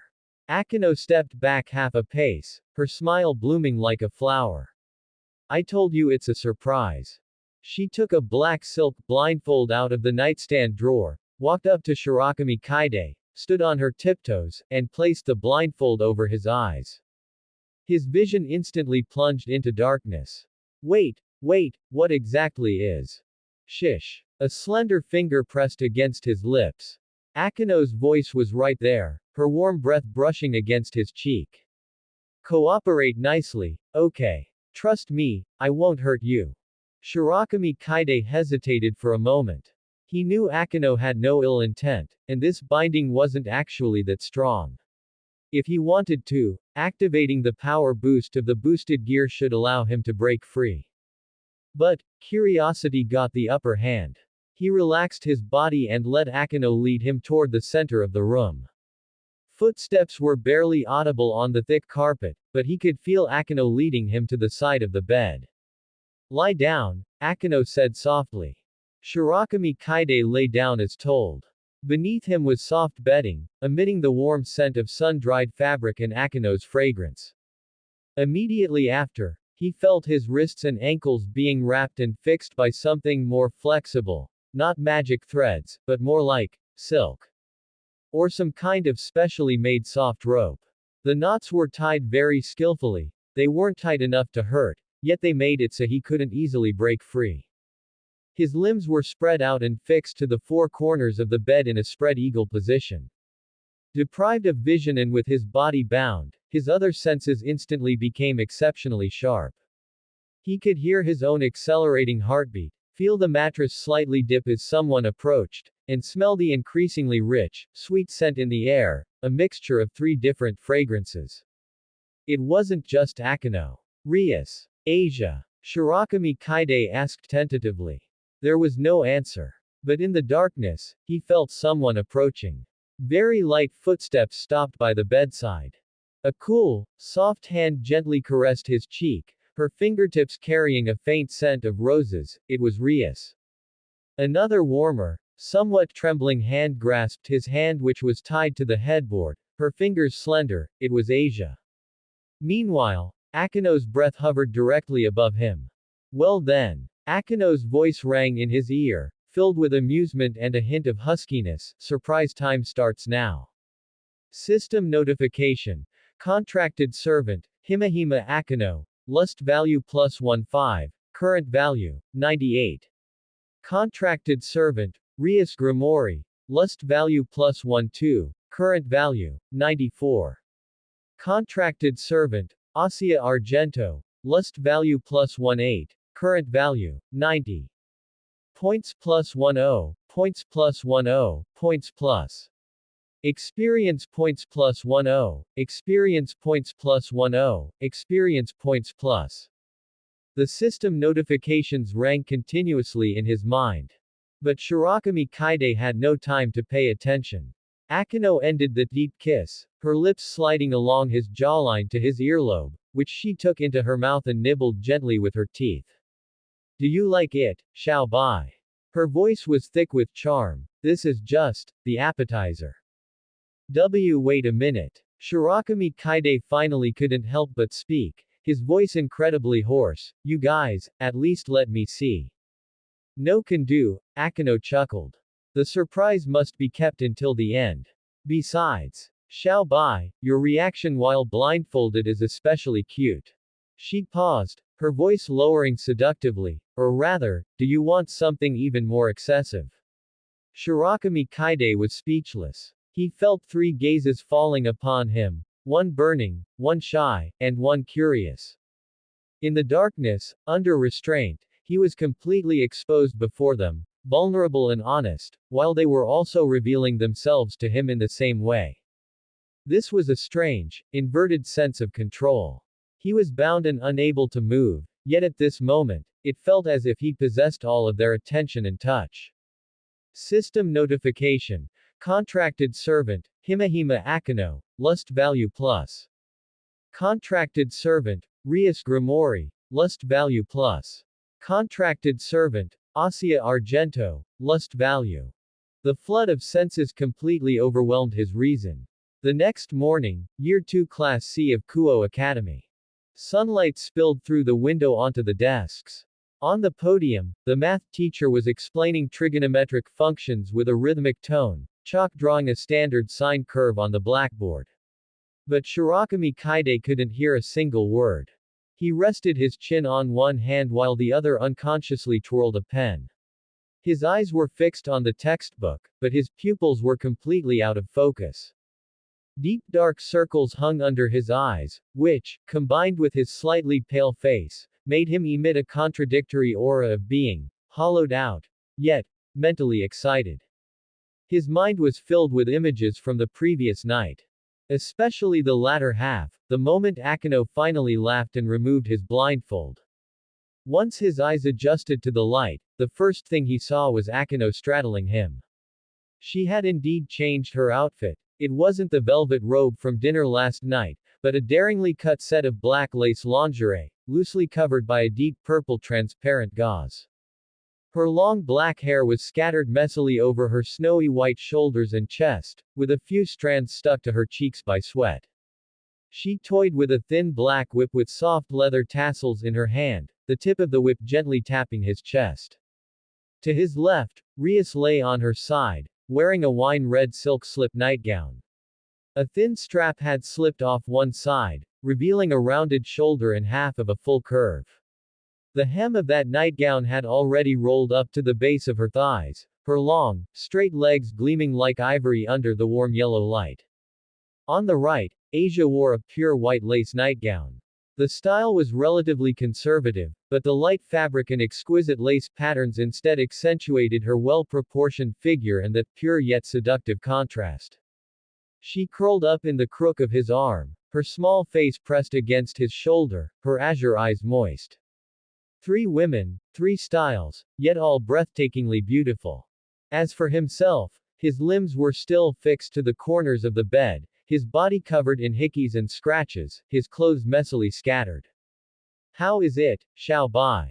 Akino had leaned over then, using the handle of the whip to gently lift his chin, her smile charming. Isn't the visual impact even more stimulating than just pure sensation? He didn't answer, because in the next second, they surrounded him once more. Although Shirakami Kaide had spent a fortune last night, he had still gained a lot. He had leveled up, his skills were maxed out, and the number of slots for contracted servants had increased. Of course, he still kept 50 points as a backup. Having maxed out skills felt great, but the price was. Hey, Shirakami, did you stay up all night playing games? Matsuda, in the seat next to him, nudged him with an elbow and snickered in a low voice, with dark circles that heavy, you couldn't have been watching some good stuff, could you?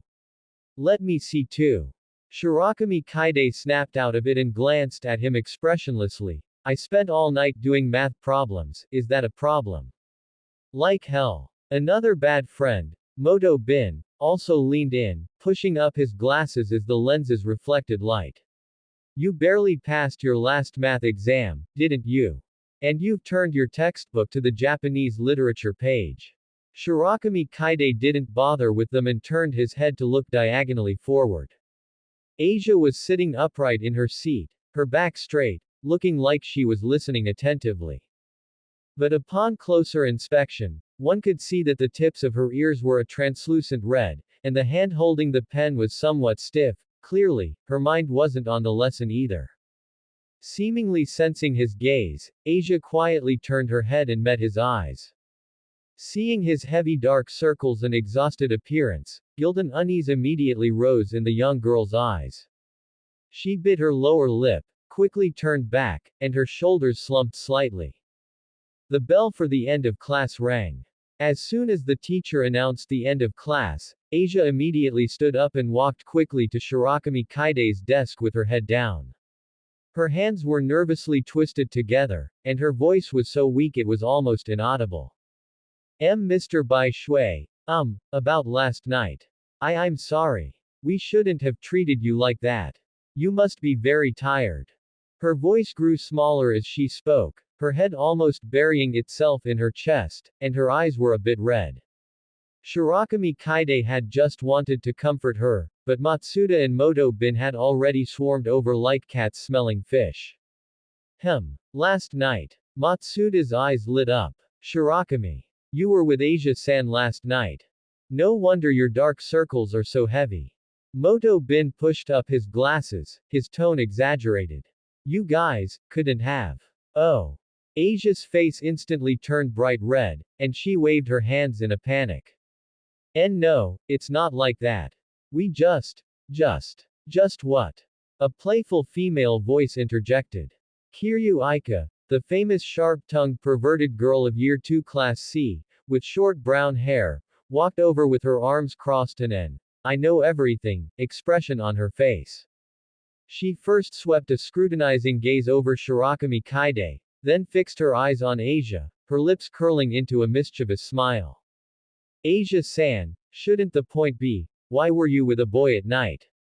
Especially involving our pure and devout transfer student, Asia-san. She deliberately emphasized pure and devout, leaned in close to Asia, and lowered her voice. Could it be, you were tricked by this guy who looks serious but is actually full of bad ideas? Do you need Big Sis to teach you a few self-defense moves? For example, kicking here. She made a knee-lifting motion. Asia took a half step back in fright, her hands instinctively protecting her lower abdomen, her face already so red it looked like it might drip blood. Kei Kiryu-san. It's not like that. Mr. Bai Shui. He. She was so anxious she couldn't speak in complete sentences and looked at Shirakami Kaide as if for help. Shirakami Kaide sighed. As a veteran who had seen countless films before transmigrating, he was completely immune to this level of teasing, but Asia clearly couldn't handle it. He was about to speak to drive away these gossipers when his gaze inadvertently swept past the back door of the classroom. Kiba Yuto was walking out of the classroom alone. Although he had his usual gentle smile on his face, a faint gloom hung between his brows, and his footsteps were somewhat heavy. Shirakami Kaide's heart stirred. He remembered, during the rating game yesterday, Riser's Knight, Kuroha, had mentioned having encountered a guy using sword techniques with a holy aura at the border 2 years ago. Yuto had a huge reaction at the time and even pressed for the location and the person. That was Yuto's trauma. About the Holy Sword Project. About those children who were captured by the church for experiments, of whom he was the only survivor. Sorry, everyone. Shirakami Kaide stood up, grabbed Asia's hand, and interrupted their teasing. The president has something for us to do, so we're leaving first. Wait. We haven't finished talking. Matsuda still wanted to press further. But Shirakami Kaide had already pulled Asia quickly out of the classroom, leaving Kiryu Aika stroking her chin and looking at their retreating backs thoughtfully. Running away so fast, there's definitely something fishy. That's the end of part 4. Part 5 is coming soon. Thanks for watching. Please subscribe and support our channel for more stories.